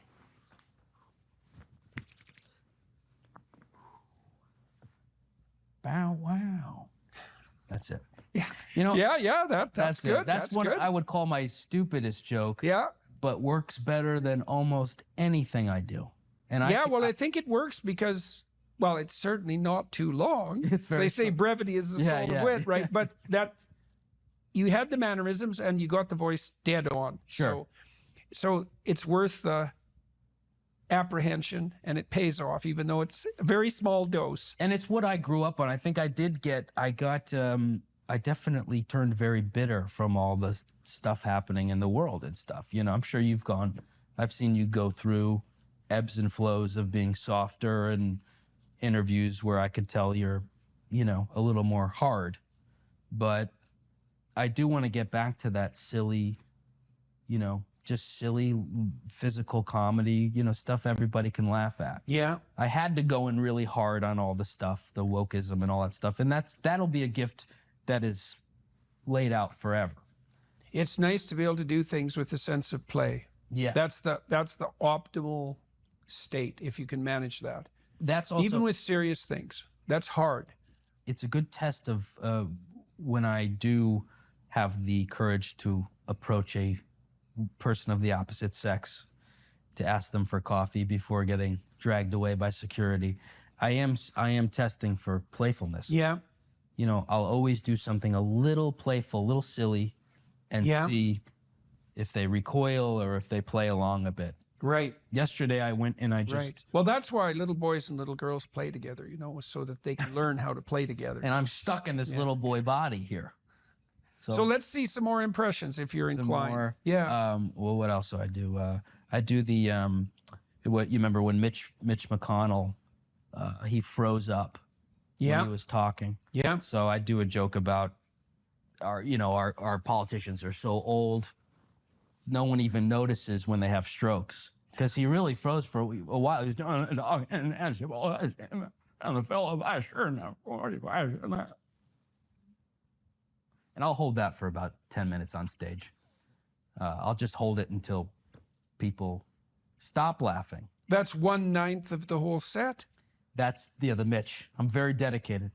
20 minutes is me as Biden trying to get up the stairs. I just do it in real time. So now you said that you're not scripting your sets. I used to have a set list right on, and I'd go boom, boom, boom, boom, Yeah. boom, because I had never done a full hour. You do these comedy club sets that are 10 to 15 minutes. Right. With 10 Right. people. 90. You're doing 90 minutes now. Sometimes I'll do 90, Yeah. 80 to 90. Yeah. Yeah. Yeah. And it also helps me rely on myself and not have someone go out there and warm up the crowd. Because Right. You have to warm up your own crowd. I have to Are warm you up my getting own- better at it? Yeah. What are you learning? Well, you go out and you might just feel what the energy is. Yeah. And sometimes they're rustling around, and the other night I just got a vacuum from backstage, and I just vacuumed the crowd for 5 minutes. Oh, yeah. Until they settled down. Till they focused. And You know, one of the things I tell speakers is not to start speaking until everyone is silent. right? Because if you start speaking before they're silent, you've given them permission to rustle around and talk. Right. So you wait. And if you wait, everyone will go silent, partly because they're wondering what the hell's going on, Yeah. right? Because they're expecting you to start. So you just wait. Then it's dead silent. Then you wait a little longer because you want people thinking, what the hell's going on here? Then they're paying attention. Then you go. That's Right. much better. And I saw you do that at the Beacon. And as a comedian, you might go, I liked what Jordan did. You know what? I'm going to hold it for 10 more seconds. And Yeah. maybe I'll walk off. Yeah. Yeah, well, Man in the Moon, who was that? Kaufman. Andy Kaufman. Kaufman. Yes. He would do that Yes. on live TV, right? Hold that silence till the producers were willing to pull the plug, and then he'd Brilliant. start. Yeah, yeah, He yeah. definitely influenced me Yeah, quite a bit. it takes a lot of confidence to do that, to hold that silence. If you take a risk like that up top, though, the crowd also might trust you and go, geez, that guy's got some balls. Yeah. You know, we might be a little more Yeah. submissive now. Well, the crowd wants to know. The crowd is hoping that there's a reason they're there paying attention to you. And if you don't think that there's a reason, if you're not in screwed. control, and I don't mean command, I mean if you're not orchestrating the event, well, what the hell good are you? Right? I mean, you're the one that's point of focus, and so it's up to you to indicate some confidence You have to. and some invitation. If you can communicate in those means, speaking, writing, and if you can think, you are so powerful that nothing can stop you. You think about it, well, what do you mean? Well, I don't care who you are. I don't care if you're a plumber or a waitress. Not that there's anything wrong with being a plumber or a waitress, because there isn't. It's like you're going to negotiate for a raise. You're going to negotiate for a promotion. You're going to negotiate how your customers treat you. You're going to negotiate how you advertise yourself, for example, with regards to picking up customers. That's all articulated linguistic ability, the ability to express yourself. If you're good at that, you win, period. And so, right, look, there's a reason, like the children of rich people took liberal arts degrees. Why? Because the rich knew that that was the best possible training for leadership positions. And it wasn't because it was a romp through the park for 4 years and then daddy's inheritance. It was because if you learned how to communicate, you were unstoppable. You can accomplish what you want to accomplish if you're being wise about it by being eminently reasonable. That's the thing, is you can have reason on your side, and I mean reason in the best possible sense. It's like you don't have to be temperamental and impulsive in this sort of situation. You can try to put yourself together, which I would highly recommend, and then you can lay yourself open to the attacks. Now that means you should be able to defend yourself. You should have the articulated structures at hand. You should orient yourself properly, politically and philosophically, and even physically for that matter, so that you're a force to contend with. But once you have that down, then you play it with the lightest possible hand. And that way also you have the highest probability of let's say, of changing the minds of people who are possessed by an ideology so that they can rejoin the productive political dialogue. And that's what you want. You don't want to defeat them. First of all, good luck with that. It's like, well, you've got to live with them. You can't defeat people that you live with, because there they are the next day. And if you defeat them, well, then they're defeated. And maybe that's not for the best. And second, it's not like they're happy about the fact that they're defeated. It's not like they're not going to be waiting around to find out when they can defeat you next. It's like if you're married to someone, think, well, I won that argument. It's like, no, you didn't. No, you didn't, because there that person is, waking up next to you the next day. And so if you won, and they're defeated and humiliated because of it, then the probability that they're going to react properly to you, if they have any sense at all, is very low. And so what you want is you want to negotiate your way to a sustainable peace. And that's what you want to do in the political realm too, because, well, in this country, there's a certain amount of polarization. I don't think it's anywhere near as bad as the media is making it out to be, as they go through their death spirals and generate clickbait like mad. Because you know, in the US, you guys have been voting 50% Republican and 50% Democrat for what, about 20 years, right down the middle. It hasn't changed that much. But these people who are on the opposite side of the political spectrum from you, they're the people who live across the street. They're the people who live down the street. They're family members, for that matter. And you're going to have to live with them. It's like you don't want to defeat them. You want to bring them back into the reasonable political dialogue. And you do that by having a certain amount, first of all, by getting your act together so that you're a credible and admirable person, but then by having some forbearance and negotiating towards peace.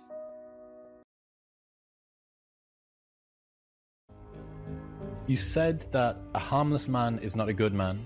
A good man is a very dangerous man who has that under voluntary control. How should people become more dangerous? Oh, becoming more articulate is definitely, I would say, that's the primary array of weapons. So, I mean, physical prowess is something, and it's not nothing, that physical confidence that comes along with that as well. But the same thing replicated at the level of the ability to communicate and to think, that's way broader field of battle and opportunity. So this is one thing that isn't taught well, especially to boys. It's more important to teach it to boys, I would say, because they're more skeptical of the educational enterprise in general, generally speaking, partly because they're less obedient, partly because they're less agreeable. That's particularly true for disagreeable boys. And agreeable boys get higher grades independent of their IQ and their academic achievement, because they're easier to deal with. So what do you tell disagreeable boys? There's nothing that makes you more formidable than verbal competence, than being able to articulate, be able to think, to marshal your arguments, right? It's a battlefield metaphor. Get everything in order, get all your information straight, to marshal your forces. And so, I mean, that's part of the reason that rap artists are so popular, especially among disaffected young men, black and white alike, because they're unbelievably articulate. They have this incredible verbal prowess. It's unbelievably attractive. You know, and it's associated with genuine artistic and redemptive activity, often focusing on something that's approximately the voice of the underclass, let's say, but a powerful voice, right? And it's interesting to see how many young white guys identify with that. Was it Aldous Huxley that wrote Doors of Perception? Yeah. Yeah, so this is kind of an equivalent of that, right? That you have a experience which many people struggle to articulate. You take the best of us, the one that has the most precise, most articulate, erudite language. You drop them in and you say, okay, show us what you've learned. This is the equivalent, but for just a different community, a different sort of life, that maybe you don't have the ability to describe what it feels like to live on a council estate in Manchester or in, you know, one of the neighborhoods of Brooklyn or whatever it might be. And then this person can, and it feels like it's your voice. Yeah, well, you still, if you're a young man, you still feel alienated from your place as rightful heir of the proper kingdom. I mean, that's an existential truism for everyone, particularly for every young man, because he is an outsider in many ways. He's young and juvenile and not very highly valued, and then is in some sense hurt by the inadequacies of the current king, the current culture, and is easily turned against it because of that. And that's the machinations of the evil uncle. That's the King Arthur story. That's the story of Horus and Osiris. It's an ancient story. It's the story of Sauron, and it's there all the time. And you see in that, in rap music, in hip hop, all of that alienation being given an articulated voice in an artistic sense. And that's a good example of the power of verbal facility. And that's the route to, let's say, marketing education to young men. It's like, you want to take your rightful place in the kingdom? It's like, get your tongue straight, man. Get it under control in the highest possible sense. We went to a comedy club, Tammy and I, in New York, the Comedy Cellar. It's a great comedy club. And the last comic was an English guy. And he was not particularly physically prepossessing, and he made a lot of jokes about that, and it was quite funny. And then he divided the audience into 5 sections, and he asked each section to toss up a topic, just to yell out a topic. And they were like random topics like the Kennedy assassination and electric lighting before 1890. Those were 2 of the topics, and the other 3 were just as diverse. And then he put on some beats, and he did about an 8-minute rap.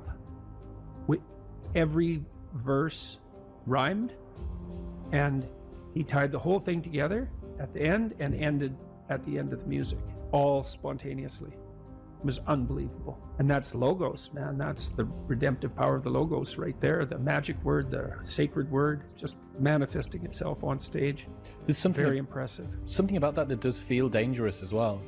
Not in a, I need to be concerned and this should be contaminated and walled off, but in a way that you think that person has so much competence that it's flowing out of them. And you almost feel competent by being around them. So But you certainly feel competent by appreciating it. Yeah. Right. Because it speaks to the part of you that is capable of appreciating such things. You think, wow, that's really something. That's an amazing display. That's an amazing thing to see. Amazing, right?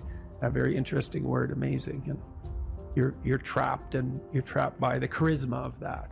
And that charisma, that's not nothing. That's a signal of something redemptive occurring. That accounts for virtually all of the attraction of hip hop and raps. The articulated voice of the struggling but worthy underclass. I suppose that's a good way of putting it. But those who are alienated from their rightful place. And so that verbal prowess is one of the ways they struggle up towards the light. And that's a good example of that, of having that danger under control, because it's a dark genre in many ways, right? There's a real undercurrent and air of violence that surrounds that and its culture, like the punk movement in the UK back in the late 70s. Same sort of thing, but that capacity to express that in a poetic manner, in a compelling manner. Johnny Rotten was great at that. He was so intense. He has a song called Rise, which I used to show my clients all the time when I was starting assertiveness training with them. I'd put on Johnny Rotten's Rise, and the line in there is anger is an energy, and he's got these unbelievably intense eyes. anger is an energy. You bet. And John Lydon, man, he could channel that like almost no one I've ever seen. He'd get that anger built up inside him, and then it was completely under control, and he expressed it in his music, and he's absolutely captivating, unbelievably charismatic. And I really liked his music, that raw anger in the music. But it was in the bloody music, wasn't it? It wasn't some random riot, you know? He transmuted that into something, you know, you can argue about the poetic merits of punk rock, although I don't think you should. I mean, I Did It My Way, Sid Vicious's version of I Did It My Way. My God, that's a work of genius, that. It's so brilliantly satirical.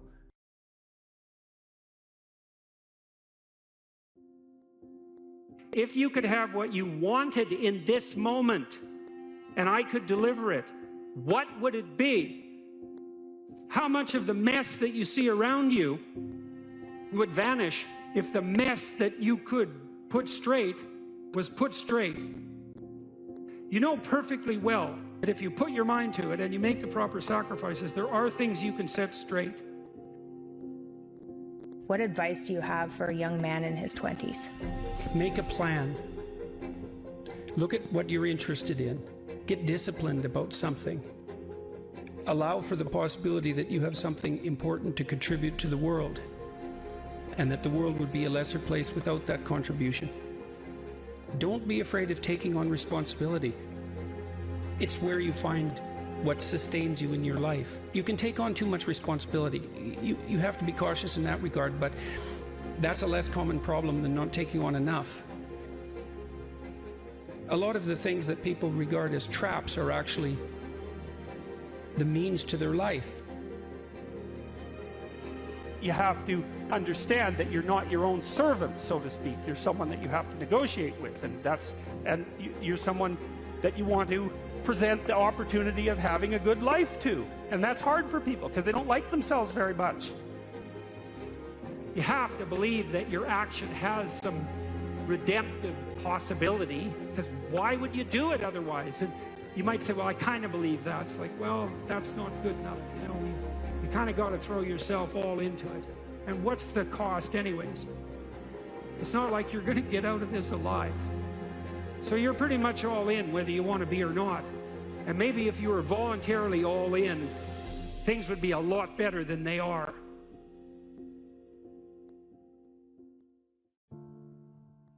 If the world isn't everything that you want it to be, maybe you're not acting the way you should. One of the things people do to buttress themselves against failure is to never let themselves really gain clarity about what they need and want. let's say you try something, but you only do it half-heartedly. And then you fail, and you think, well, I didn't really fail because, you know, I held a bunch back in reserve, and so I didn't get what I wanted, but maybe had I been all in, I would have. And so you don't have to upbraid yourself too much for the failure. Now, it's a catastrophic way to live, to sit on the fence and to not commit, because instead of risking the possibility of failure, you engage in what's essentially the absolute certainty of failure. Because if you want something worthwhile and difficult, which you probably do if you want to have an adventure and go somewhere, then what's the chance you're going to get it if you're halfway in? You can't be halfway in, but that sort of protects you against failure, because you can tell yourself, well, if I tried, I could have done it. It's like, you know, you tell yourself that 200 times and your life's over. Better have a valued goal, because otherwise you can't get any positive motivation working out. And so the more valuable the goal, in principle, the more the micro processes associated with that goal start to take on a positive charge. And so what that means is, well, you get up in the morning and you're excited about the day, you're ready to go. And so as far as I can tell, what you do is you specify your long-term ideal, you specify your goal. You do that in some sense as a unique individual. You want to specify goals that make you say, oh, if that could happen as a consequence of my efforts, it would clearly be worthwhile. Would it really be so terrible if my life wasn't miserable? Would it be so terrible if I got what I wanted and needed, especially if I was doing that in the best possible way? Well, there isn't anything better to have than a problem that's worth solving. Like, that's really worth solving, right? And so the more of that you take on, the more you have a reason to get out of bed in the morning, no matter what. Like, I'm getting up, I'm trudging forward. Doesn't matter what I'm suffering from. I've got things that need to be done. They're necessary. And that gives you that sense of purpose that is the antidote to bitterness. So, yeah, there's lots of reasons to, you know, because I've thought for a long time, imagine you have a choice in front of you, because you do. So here's the choice. Your life is either meaningful or meaningless. Okay, so let's go through the meaningless part first. Because you think, well, of course I don't want it to be meaningless. It's like, yeah, just hold on a second. Nothing you do matters. And so impulsive pleasure is the order of the day. No responsibility. You can do whatever you want. It's like Pleasure Island in Pinocchio, right? Or it's like Neverland in Peter Pan. You're still a kid. You can play all the time. Yeah. Impulsive pleasure and no responsibility. That's the reward for meaninglessness. Well, but then the other side is, okay, well, let's say you want your life to be meaningful. It's like, okay, then what you do matters. It actually matters, right? Make a mistake, hurts you, hurts your family, hurts the world in a deeper way than you think. And you have to be awake to that. And then you have to take it on yourself.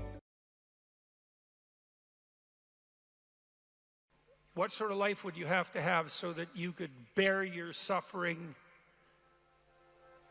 nobly? That's a good question to ask yourself. Now, and so we had people just write for 15 minutes. If you could have what you wanted and needed, what might that look like? And there's an instruction there too, is do it badly. Because what the hell do you know? And besides, your vision's going to change as you progress through your life. And so you're not going to get it done perfectly, but that's okay. Get it down. Get a rough first draft down, right? A rough approximation of who you could be if you got your act together. And not who other people think you should be, you know? Although that might enter into it, because you don't want to be completely...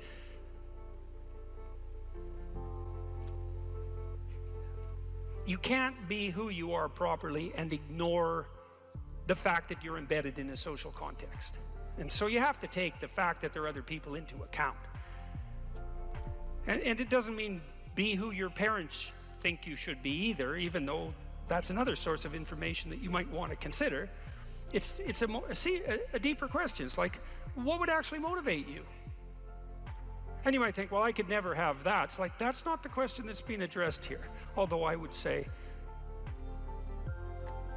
there's no sense floating off into some kind of impossible juvenile fantasy. And we're making an assumption that you're taking the question seriously, and that you're going to remain within the bounds of what you regard as sanely reasonable. So that's the first part. Second part was the opposite of that. It's like, okay, now you've specified a goal, where the goal is, in some sense, both your character and your life. And you've specified that rather vaguely. You only had 15 minutes to write about it. And that's a good thing, because now you have something to move toward. Now, I could tell you this technically. This is an interesting thing to know. People say they want to be happy. That's not true, by the way. If you investigate what people mean when they say they want to be happy, they say, I just want to be happy. It's a very funny phrase. It's, what do you mean, just? Like, there isn't anything harder than that. So you can't just say just, that's all you want. You just want to be happy all the time. That's all it would take. It's like, good luck with that. That's not going to happen. So you can get rid of the just. And then, I want to be happy. Well, maybe.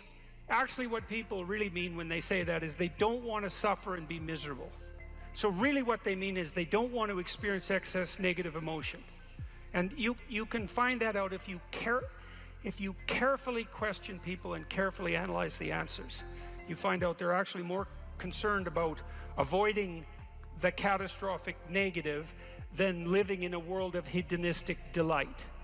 Now, you also find that while avoiding the catastrophic tragedy, they wouldn't mind having a little bit of hedonistic delight. And so some happiness is interleaved in there. Then you might ask yourself, to the degree that people do want hedonistic delight when they're being happy, what does happy mean? And you might think, well, happy means getting what you want.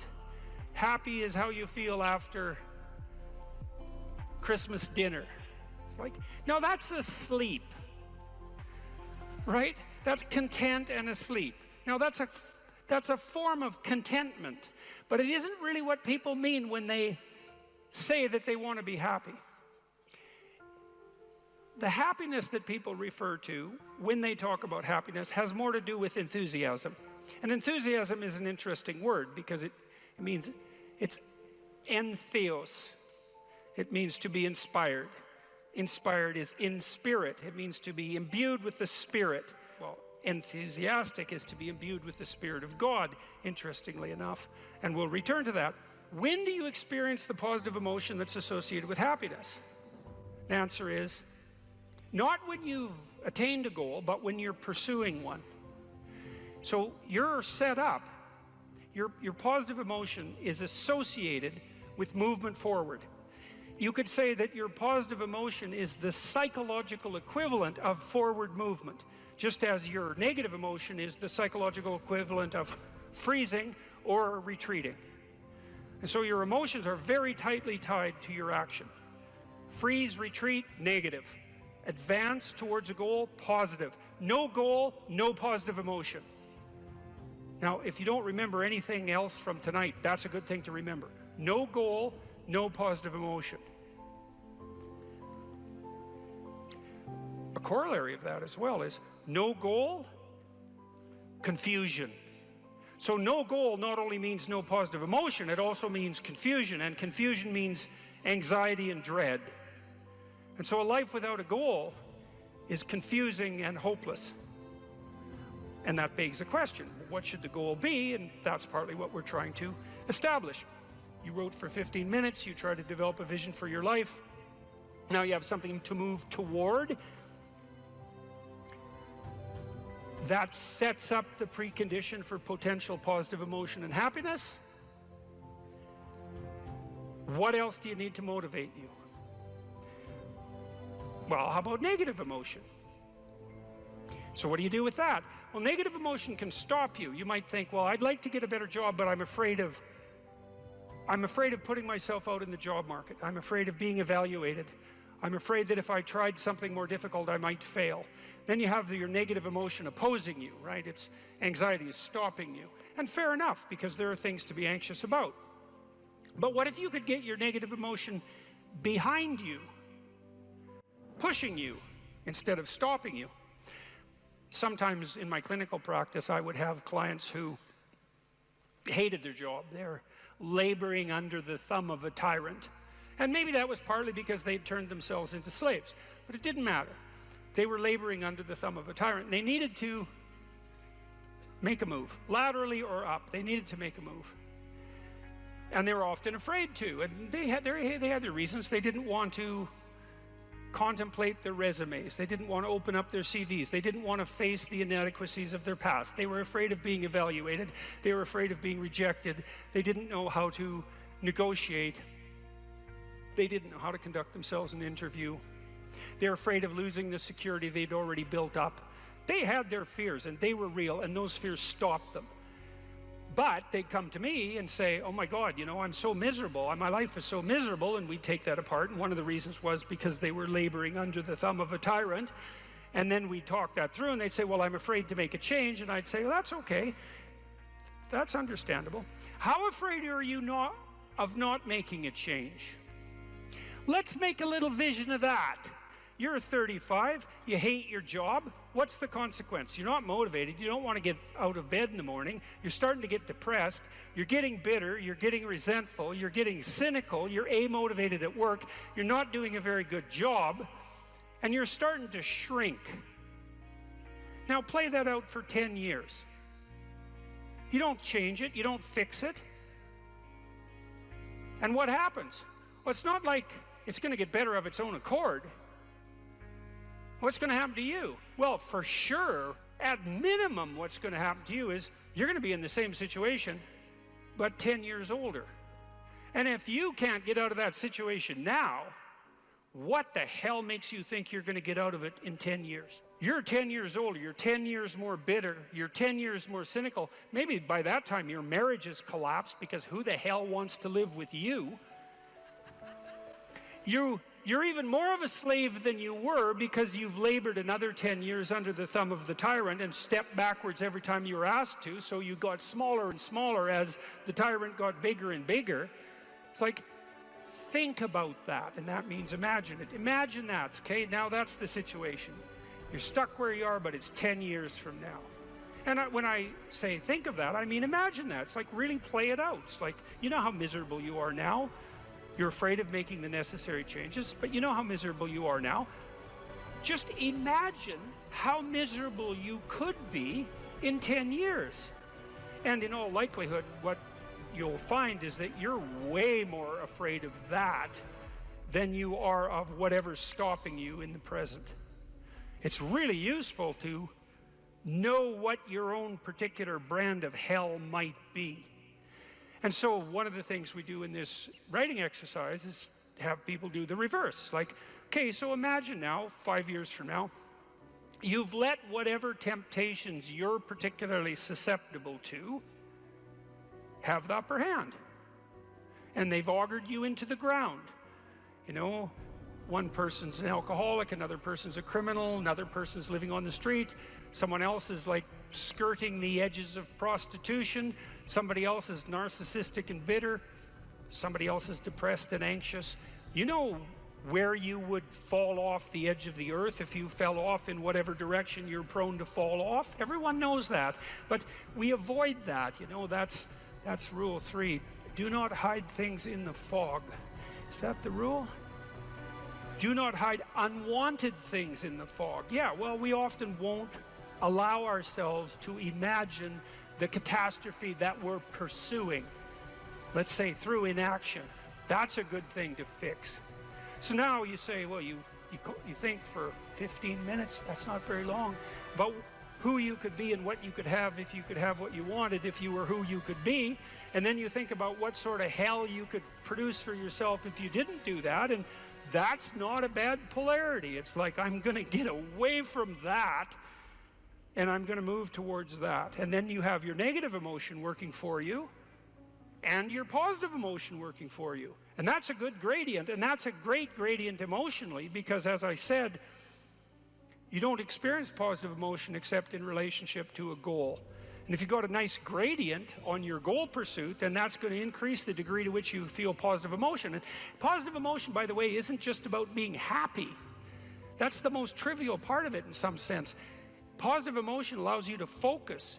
It's the soul of concentration. It's the essence of enthusiastic motivation. When you say, I really want to do that, that statement is predicated on the existence of positive emotion. It's the fact that the goal beckons to you that makes you say, I want to do that. And you know how much easier it is to do something you want to do than to do something you don't want to do. And that ease is actually a consequence of the activation of the system that governs positive emotion. And you might ask yourself, well, how powerful a system is that? And I would say, well, almost all of the drugs of abuse that people are most prone to abusing are abused because they activate the positive emotion system. So cocaine, methamphetamine, heroin is also a painkiller, but it has a psychomotor stimulant element. That's the technical term for the pharmacological effect of pharmacological agents on the positive emotion system. Psychomotor stimulation. Psychomotor because it's associated with movement forward. And cocaine is such a powerful drug because it makes you feel like you're doing something worthwhile. That's the system it hyperactivates. And so it's a primary system of motivation. It's as old as forward movement itself. It's a cardinal source of meaning. And it only manifests itself in relationship to a goal.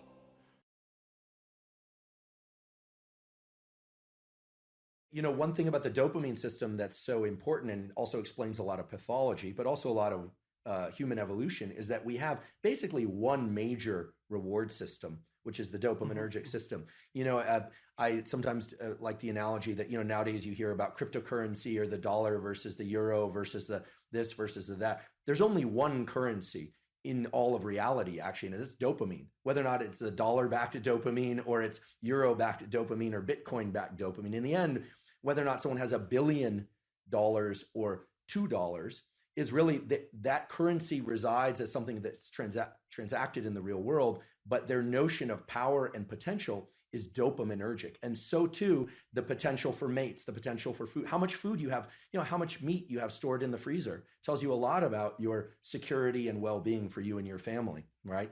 And that is translated into a dopaminergic internal representation of how safe and secure you are, et cetera. So this system of fear versus confrontation taps directly into the dopaminergic system. And there's a beautiful set of studies that were done in the 1960s, published in the journal Science, as you know, one of the top journals to publish in. Again, this is not work that I did, but where they gave people, human beings, the option to stimulate a number of different brain areas, just sitting in the clinic. And some brain areas would evoke feelings of drunkenness, others would evoke feelings of anger, others of sadness, others of sexual arousal. And the area that these subjects all preferred to stimulate the most, in fact, they would just sit there and lever press pretty much all day long, was this midline thalamus area. And the subjective feeling that they reported, I find this interesting and would love your thoughts on this, is one of mild frustration, anticipation of something, although they didn't know what. Yeah, anticipation. And it's this idea, I think, that it's tapping into the dopamine system. And the dopamine system... Well, the dopamine system says something good is going to happen. That's right. The key... It says something good is going to happen. Something good is going to happen. And it's an appetitive state in some sense because it doesn't signify the acquisition of... It's not satiating. Right. It's appetitive. That's right. And so it drives you forward. And you might think that being driven forward would be unpleasant, but if you're, in some sense, if you're activating the systems that drive you forward voluntarily, then that's the most positive form of positive reinforcement you can have.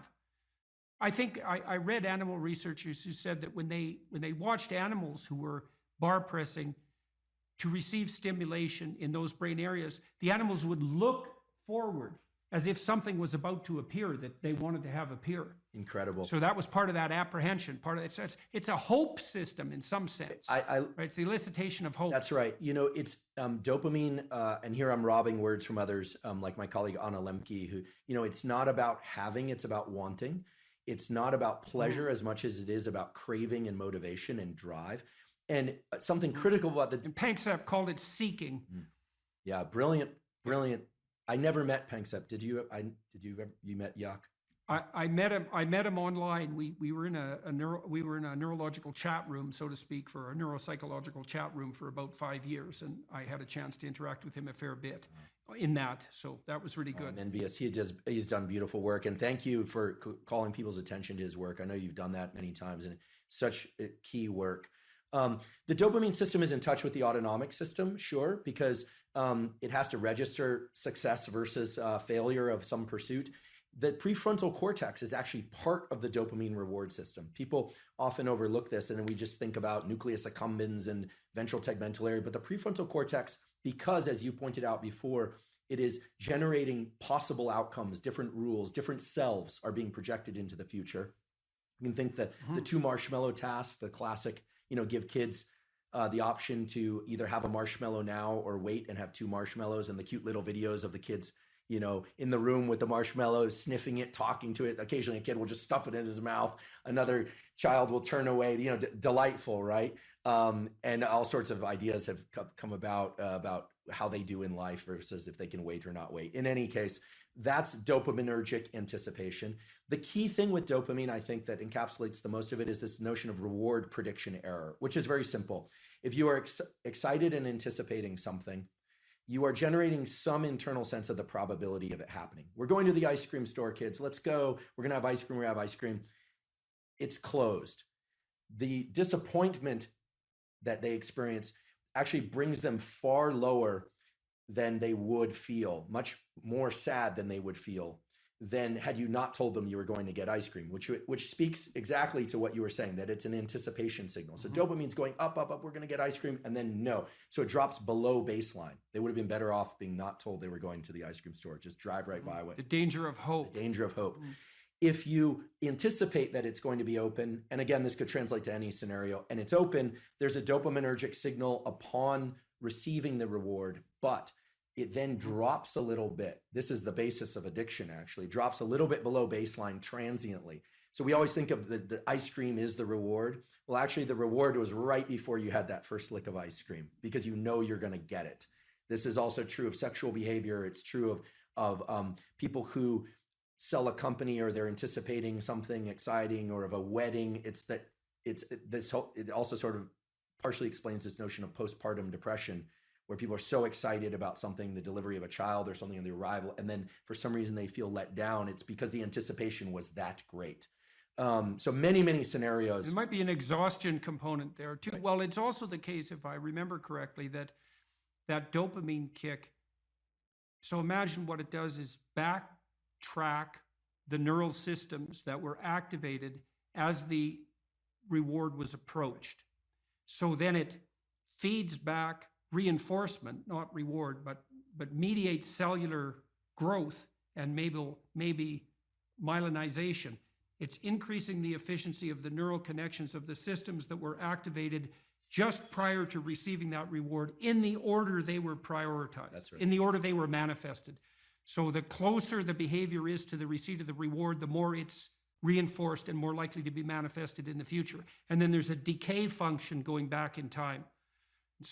And that's partly how an addictive subpersonality can grow too, right? Because you can imagine that there's a certain state of mind that you're in. Maybe it's a state of something approximating nihilistic hopelessness that grips you every time you're motivated to seek out your favorite drug. And that's fairly far back in the activation chain, but it's there every time you take a hit. So what happens is the dopaminergic reinforcement produced by the drug reinforces that nihilistic hopelessness that drives the drug-seeking behavior. That's right. And that's how, in part, you develop a monkey on your back. Yeah, I love the example, even though I'm sad that it happens for people. I love the example because what you're saying is that, and it's exactly right, that the memory for events and states of mind and emotions that preceded a successful collection of reward or arrival at reward is set into a huge number of motor commands, some of which are subconscious. And the ultimate dopamine signal, actually I experienced this the other day. I can give an example. My girlfriend and I decided to go to the beach. We were going to do this little ritual that we've been talking about doing for a while. And I had on a piece of paper what we had written out we were going to do. And I had it in my back pocket. And we got to the ocean and the sun was setting. It was sort of perfect timing for this. And the piece of paper was gone. And I thought, oh my goodness, how did I screw this up? Like, of all the things, I'm supposed to, I'm 47 years old. This is not like I should be able to do this, that Get your I act blew together. it. I blew it. So I went back to the car, long walk, looking everywhere. It was not a windy day, but I thought, gosh, where's this piece of paper? Looking around, didn't find it. Went all the way back to the car, wasn't in the car, came all the way back, and I was walking toward her. I saw her, and I thought, okay, this is really embarrassing. I'm gonna just have to wing it or remember. We didn't have our phones intentionally either, so we couldn't look it up. And then I saw the piece of paper on the beach, and it was partially buried in the sand. I picked it up, and I was elated. What happened there was my dopamine had dropped way below baseline because I was disappointed that I'd lost it, disappointed in myself, et cetera. And then I found it. Right. And so your anticipation was for nothing. Exactly. So you got punished by yourself for that. Exactly. Because that should be eradicated. If you're highly anticipatory and it doesn't make itself manifest, then you were seriously wrong. So you're going to take a emotional hit as a consequence of that. I think that's also associated, that emotional hit, that pain that you feel, I think that's actually associated with the beginning stages of the death of the systems that mediated that initial response.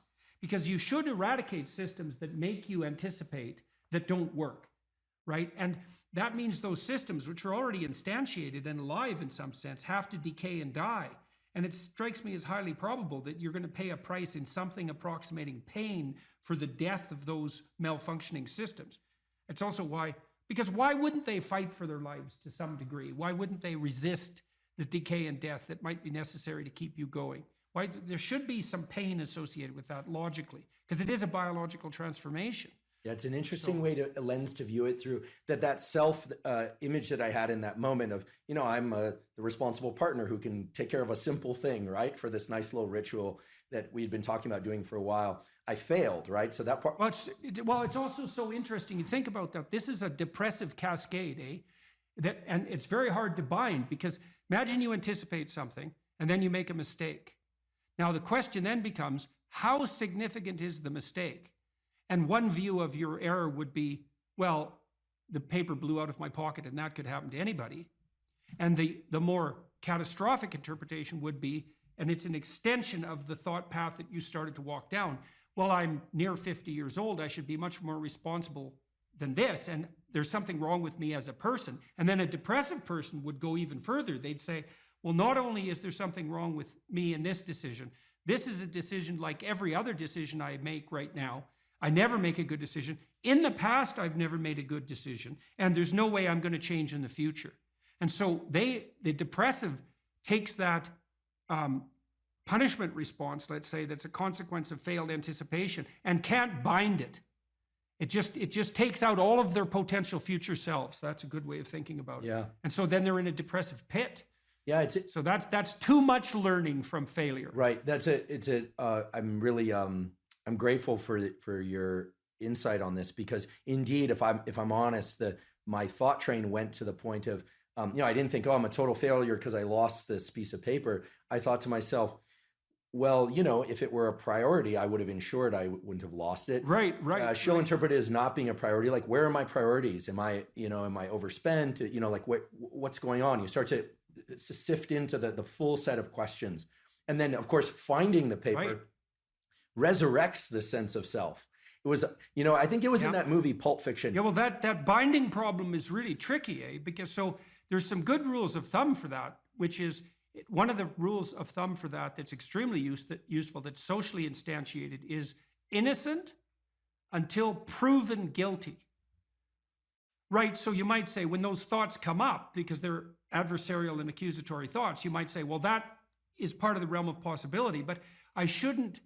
When your child does something wrong that's minor, you don't say you're a rotten kid, right? You bind it. You say, look, kid, here's a bunch of things you're doing right. But in this particular example, specific situation, here's the minimal thing you did incorrectly and how to alter it. And it's a really good habit of mind. It's like to address towards yourself as well as to other people, which is to say, well, what's the minimum crime that I'm responsible for in this moment? And that's part of this miracle of the presumption of innocence, and especially without proof. A lot of what I did in my clinical practice to people who had a depressive temperament was help them make a case for themselves. It's like, well, maybe you're as bad as you think you might be, But maybe not. Let's take the contrary argument. Let's make you as innocent as you can be in this situation and only narrow the repair to the absolute minimum that needs to be manifested. This is the Peter Pan story, roughly speaking. Peter Pan is this magical boy. Pan is the god of everything, roughly speaking, right? And so it's not an accident that he has the name Pan. And he's the boy that won't grow up. And he's magical. Well, that's because children are magical. They can be anything. They're nothing but potential. And Peter Pan doesn't want to give that up. Why? Well, he's got some adults around him, but the main adult is Captain Hook. Well, who the hell wants to grow up to be Captain Hook? First of all, you've got a hook. Second, you're a tyrant. And third, you're chased by the dragon of chaos with a clock in its stomach, right? The crocodile. It's already got a piece of you. Well, that's what happens when you get older. Time has already got a piece of you. And eventually, it's got a taste for you. And eventually, it's going to eat you. And so Hook is so traumatized by that he can't help but be a tyrant. And then Peter Pan looks at traumatized Hook and says, well, no, I'm not sacrificing my childhood for that. So that's fine, except he ends up king of the Lost Boys. In Neverland, well, Neverland doesn't exist, and who the hell wants to be king of the Lost Boys? And he also sacrifices the possibility that he'll have a real relationship with a woman, because that's Wendy, right? And she's kind of conservative, middle-class, London-dwelling girl. She wants to grow up and have kids and have a life. She accepts her mortality. She accepts her maturity. Peter Pan has to content himself with Tinkerbell.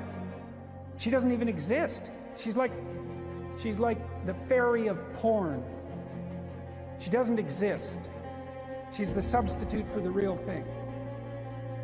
But the dichotomy that you're talking about is very tricky because there's a sacrificial element in maturation, right? You have to sacrifice the pluripotentiality of childhood for the actuality of a frame. And the question is, well, why would you do that? Well, one reason is it happens to you whether you do it or not. You can either choose your damn limitation, or you can let it take you unaware when you're 30, or even worse, when you're 40. And then that is not a happy day. I see people like this, and I think it's more and more common in our culture because people can put off maturity without suffering an immediate penalty. But all that happens is the penalty accrues, and then when it finally hits, it just wallops you, because when you're 25, you can be an idiot. It's no problem. Even when you're out in a job search, it's like, well, you don't have any experience and you're kind of clueless. It's, yeah, you're young, it's no problem. That's what young people are like, but they're full of potential. Okay, well, now you're the same person at 30. It's like people aren't so thrilled about you at that point. It's like, what the hell have you been doing for the last 10 years? Well, I'm just as clueless as I was when I was 22. Yeah, but you're not 22. You're an old infant, right? And that's an ugly thing, an old infant. So, part of the reason you choose your damn sacrifice, because the sacrifice is inevitable, but at least you get to choose it. And then there's something that's even more complex than that in some sense, is that the problem with being a child is that all you are is potential, and it's really low resolution. You could be anything, but you're not anything. So then you go and you adopt an apprenticeship, roughly speaking, and then at least you become something. And when you're something, that makes the world open up to you again. Like if you're a really good plumber, then you end up being far more than a plumber, right? You end up being a good employer. If you're a really good plumber, well, then you have some employees, you run a business, you train some other people, you enlarge their lives, you're kind of a pillar of the community, you have your family. Once you pass through that narrow training period, which narrows you and constricts you and develops you at the same time, then you can come out the other end with a bunch of new possibility at hand. And Jung talked about that. He thought that part of the proper path of development in the last half of life was to rediscover the child that you left behind as you were apprenticing. And so then you get to be something and regain that potential at the same time. Very, very smart. Well, he was very, very smart. So that's very wise thing to know. So, yeah. Sacrifice. You get to pick your damn sacrifice. That's all. You don't get to not make one. You're sacrificial whether you want to be or not. That's a good thing to know as well.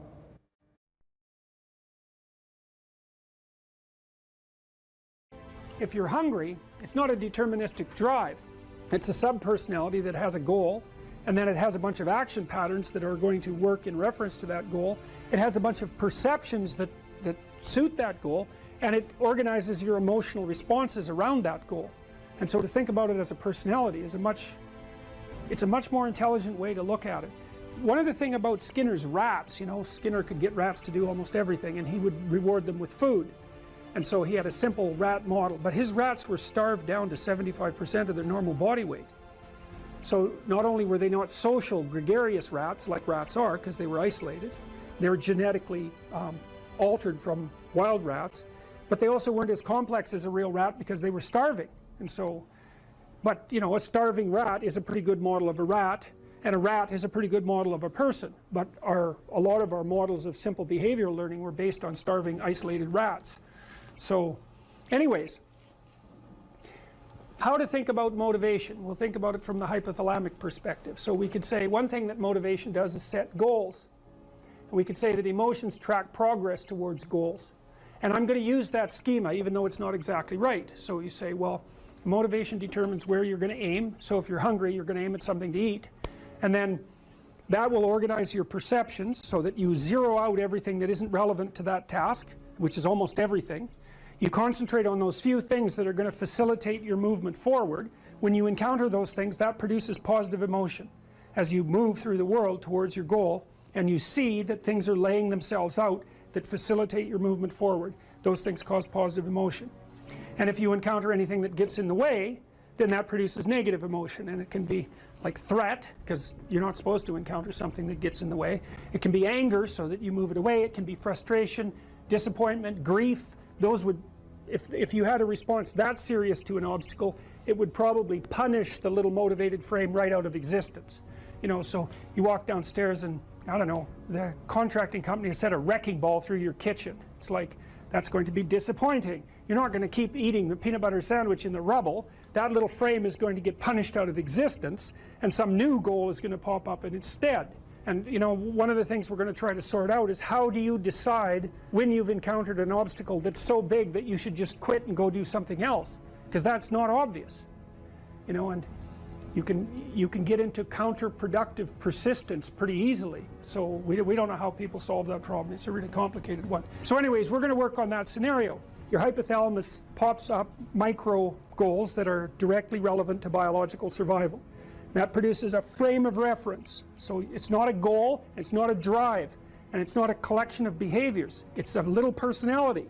And the personality has a viewpoint, it has thoughts that go along with it, it has perceptions, it has action tendencies, all of that.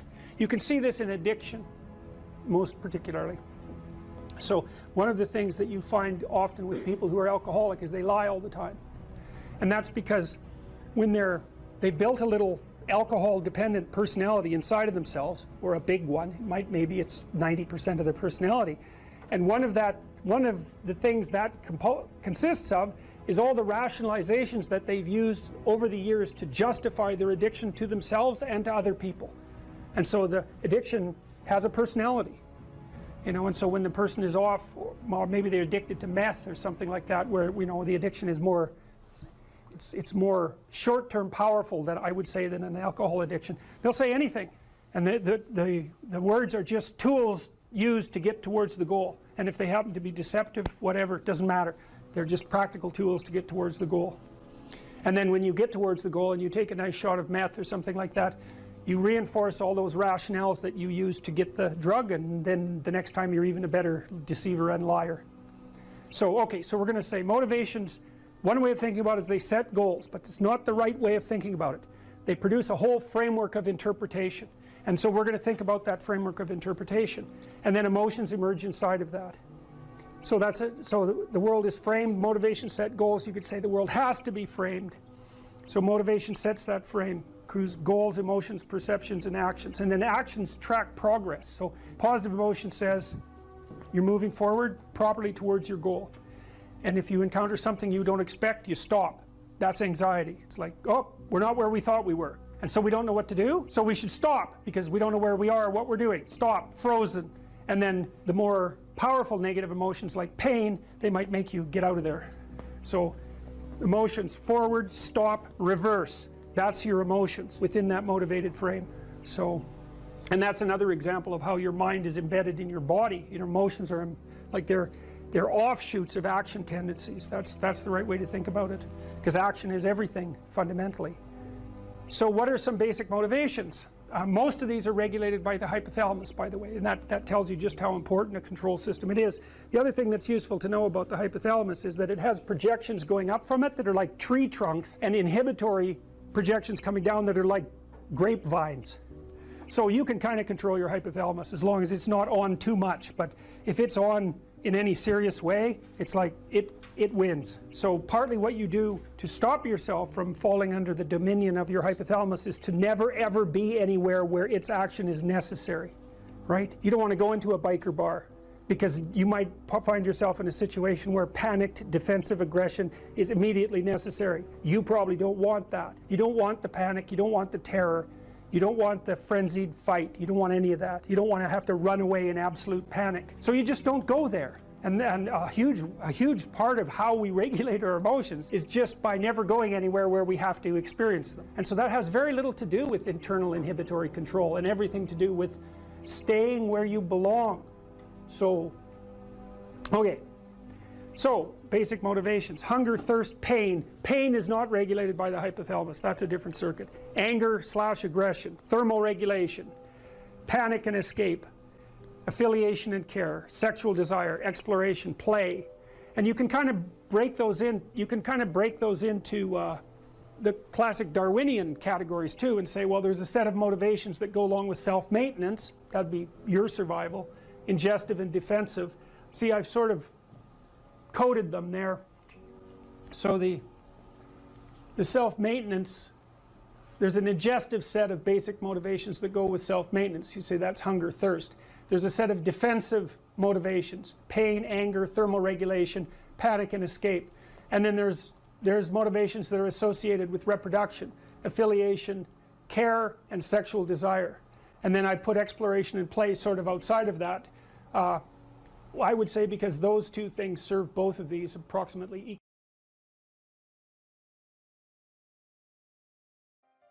You're asked to outline the place you'd like to end up, which is your desired future, and also the place that you could end up if you let everything fall apart, is so that your anxiety chases you and your approach systems pull you forward. You're maximally motivated then.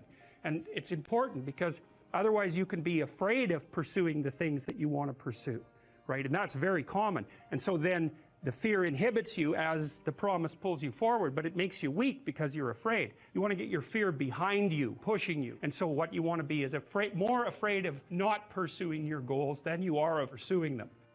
Putting yourself in a challenging mind frame is much easier on you psychophysiologically, because you don't go into the generalized stress response to the same degree. And you're activating your exploratory and seeking systems, which are dopaminergically mediated and that involve positive emotion. So if you can face something voluntarily rather than having it chase you, it's way better for you psychophysiologically. So that's partly why, well, it's worthwhile to go find the dragon in its lair instead of waiting for it to come and eat you. So, and especially when you also add the idea that if you go find the dragon in its lair, you might find it when it's a baby instead of a full-fledged bloody monster that is definitely going to take you down. Don't avoid small problems that you know are there. Face them, because they'll grow into big problems all by themselves. And you can think about, imagine the tax department sends you a notification. You owe them like $300.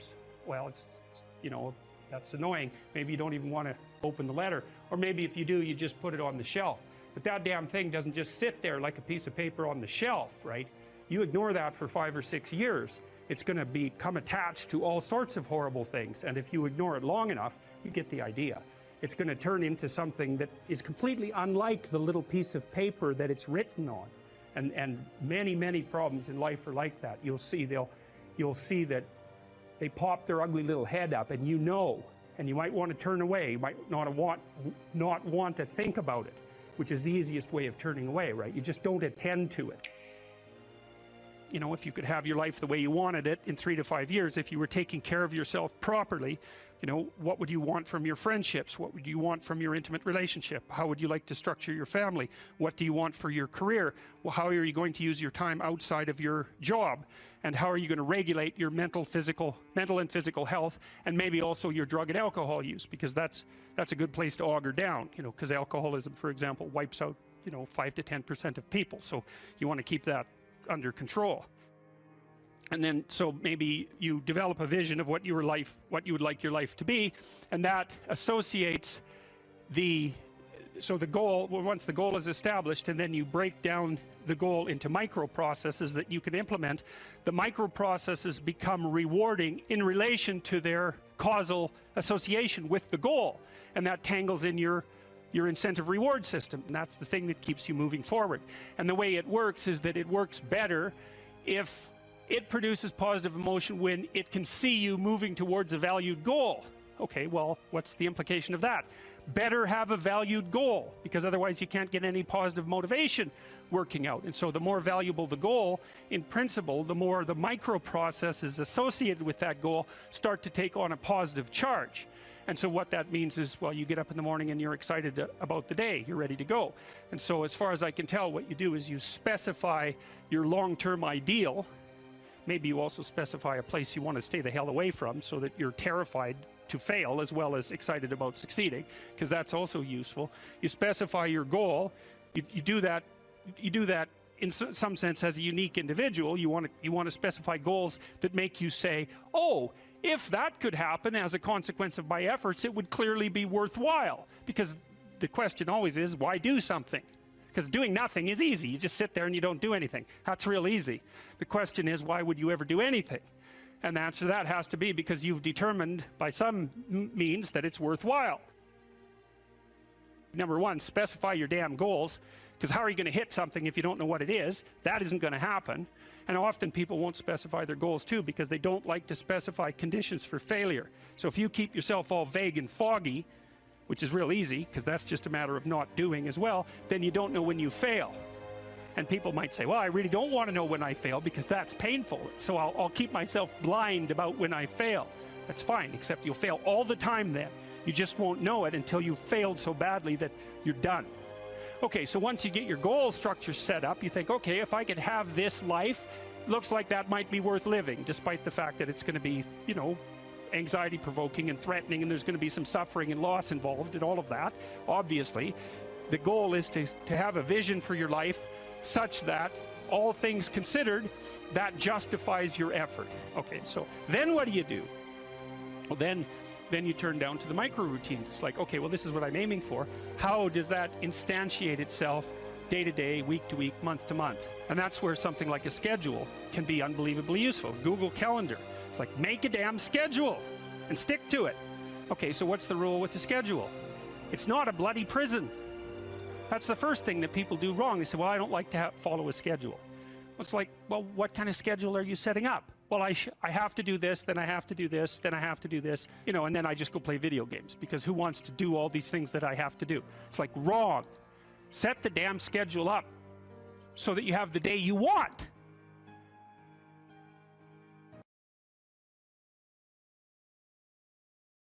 So imagine you're dealing with someone who's hoarding.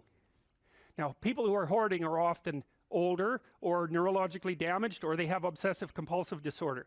But then you walk into their house and there's like 10,000 things in their house. There's maybe 100 boxes, and you open up a box, and in the box there's some pens and some old passports and some checks and their collection of silver dollars and some hypodermic needles and some dust and, you know, a dead mouse, and there's boxes and boxes and boxes like that in the house. It's absolute chaos in there. Absolute chaos, not order, chaos.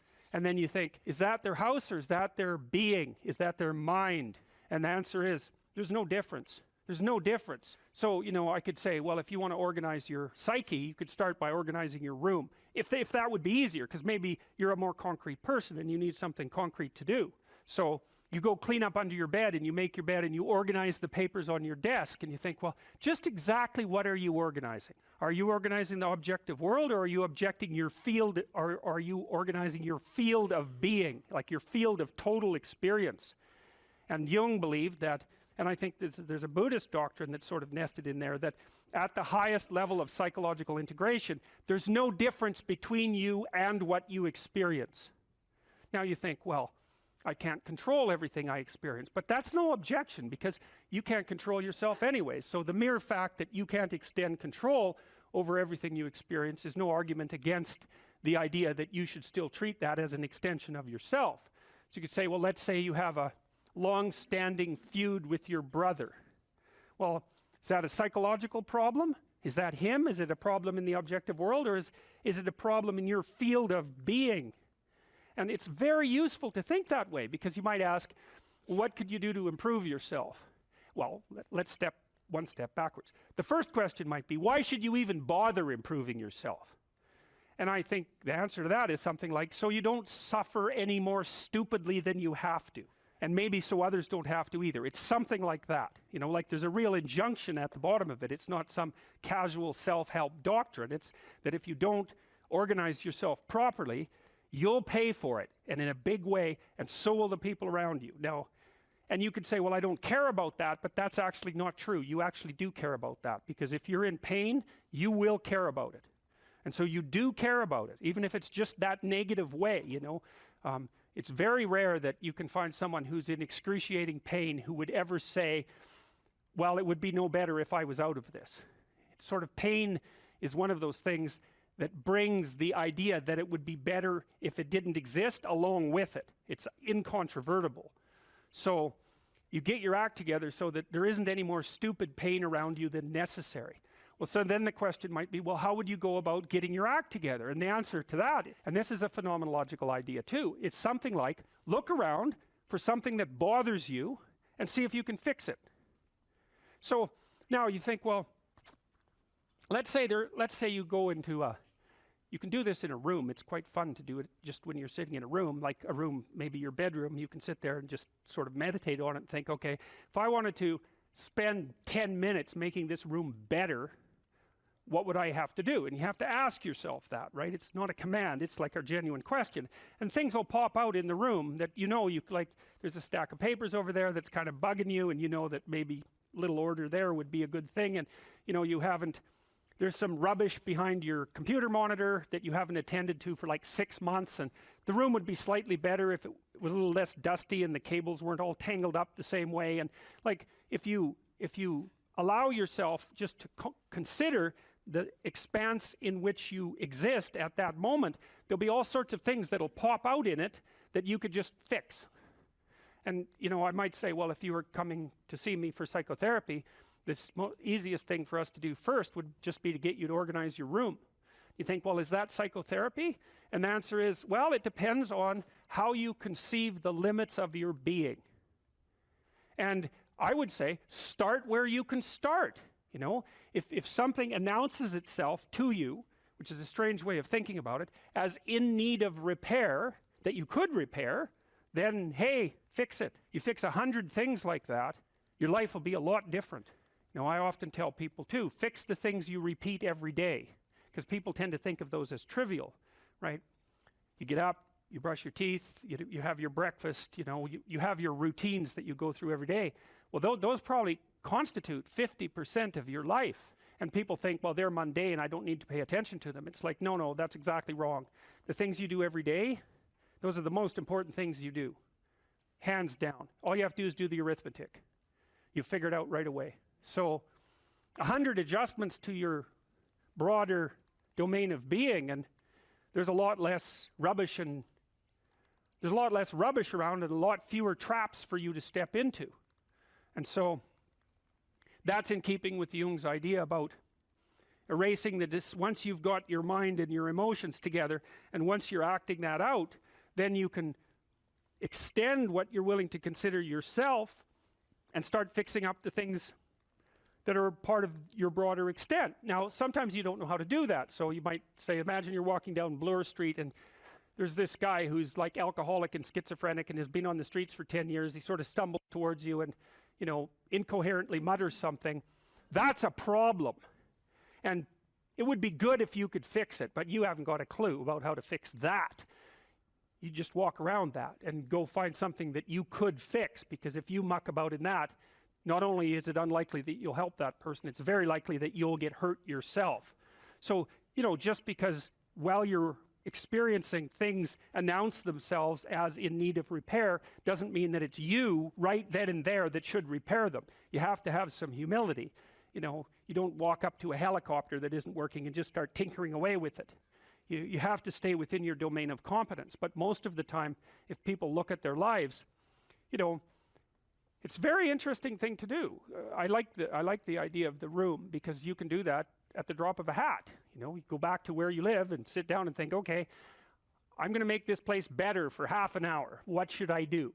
And you have to ask, and things will just pop up like mad. And it's partly because your mind is a very strange thing. As soon as you give it a name, a genuine aim, it'll reconfigure the world in keeping with that aim. That's actually how you see to begin with. And so if you set it a task, especially, you have to be genuine about it, which is why you have to bring your thoughts and emotions together, and then you have to get them in your body so you're acting consistently. You have to be genuine about the aim, but once you aim, the world will reconfigure itself around that aim, which is very strange. And it's technically true. You know, the best example of that, you have all seen this video where you watch the basketballs being tossed back and forth between members of the white team versus the black team, and while you're doing that, a gorilla walks up into the middle of the video and you don't see it. It's like, you know, if you thought about that experiment for about 5 years, that would be about the right amount of time to spend thinking about it. Because what it shows you is that you see what you aim at. And that, man, if you can get one thing through your head as a consequence of even being in university, that would be a good one. You see what you aim at. And so because one inference you might draw from that is, be careful what you aim at. Right? What you aim at determines the way the world manifests itself to you.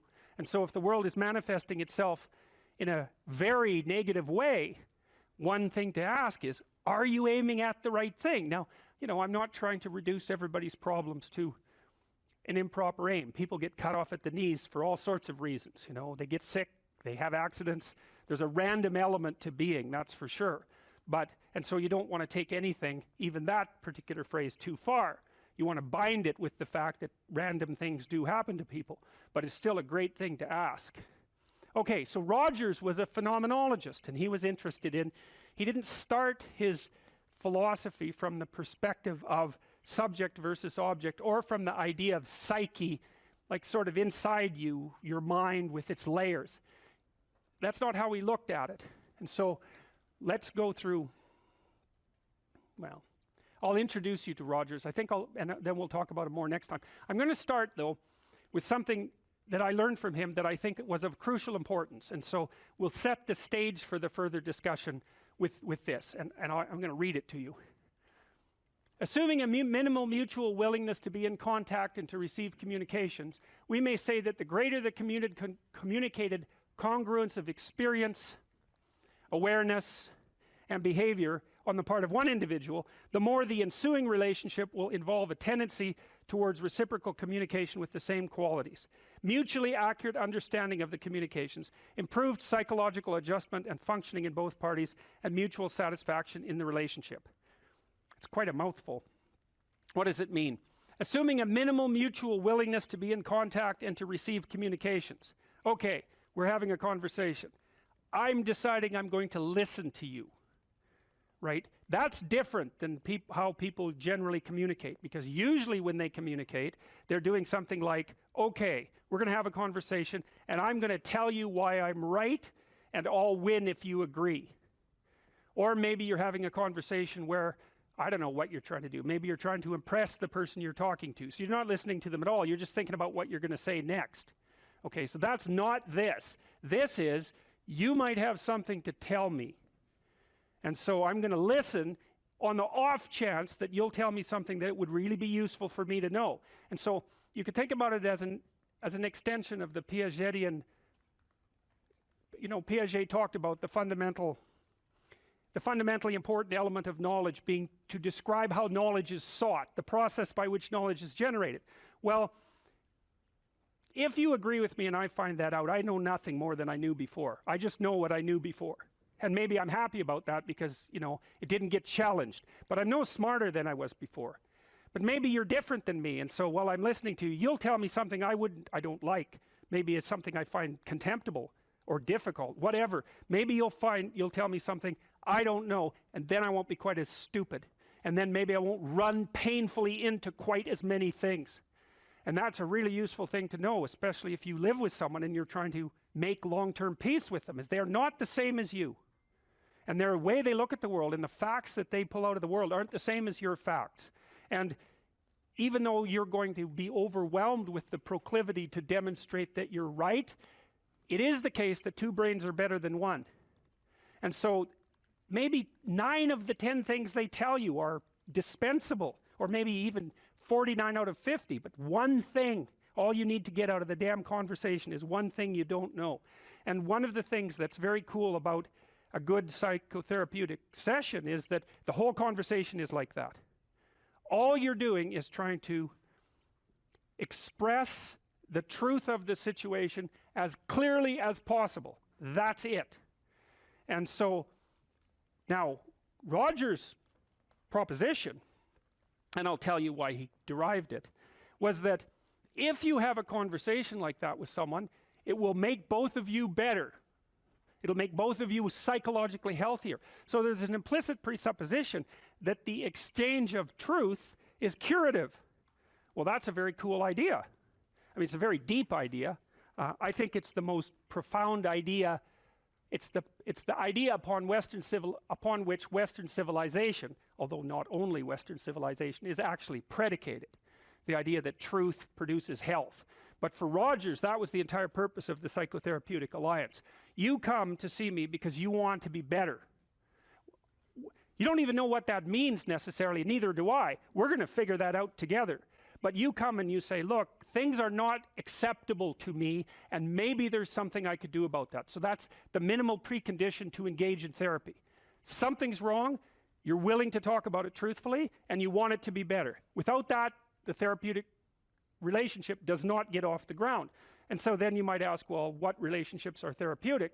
And the answer to that would be, if you have a real relationship, it's therapeutic. If it isn't, what you have is not a relationship. God only knows what you have. You're a slave, they're a tyrant, you know, you're both butting heads with one another. It's a primate dominance hierarchy dispute.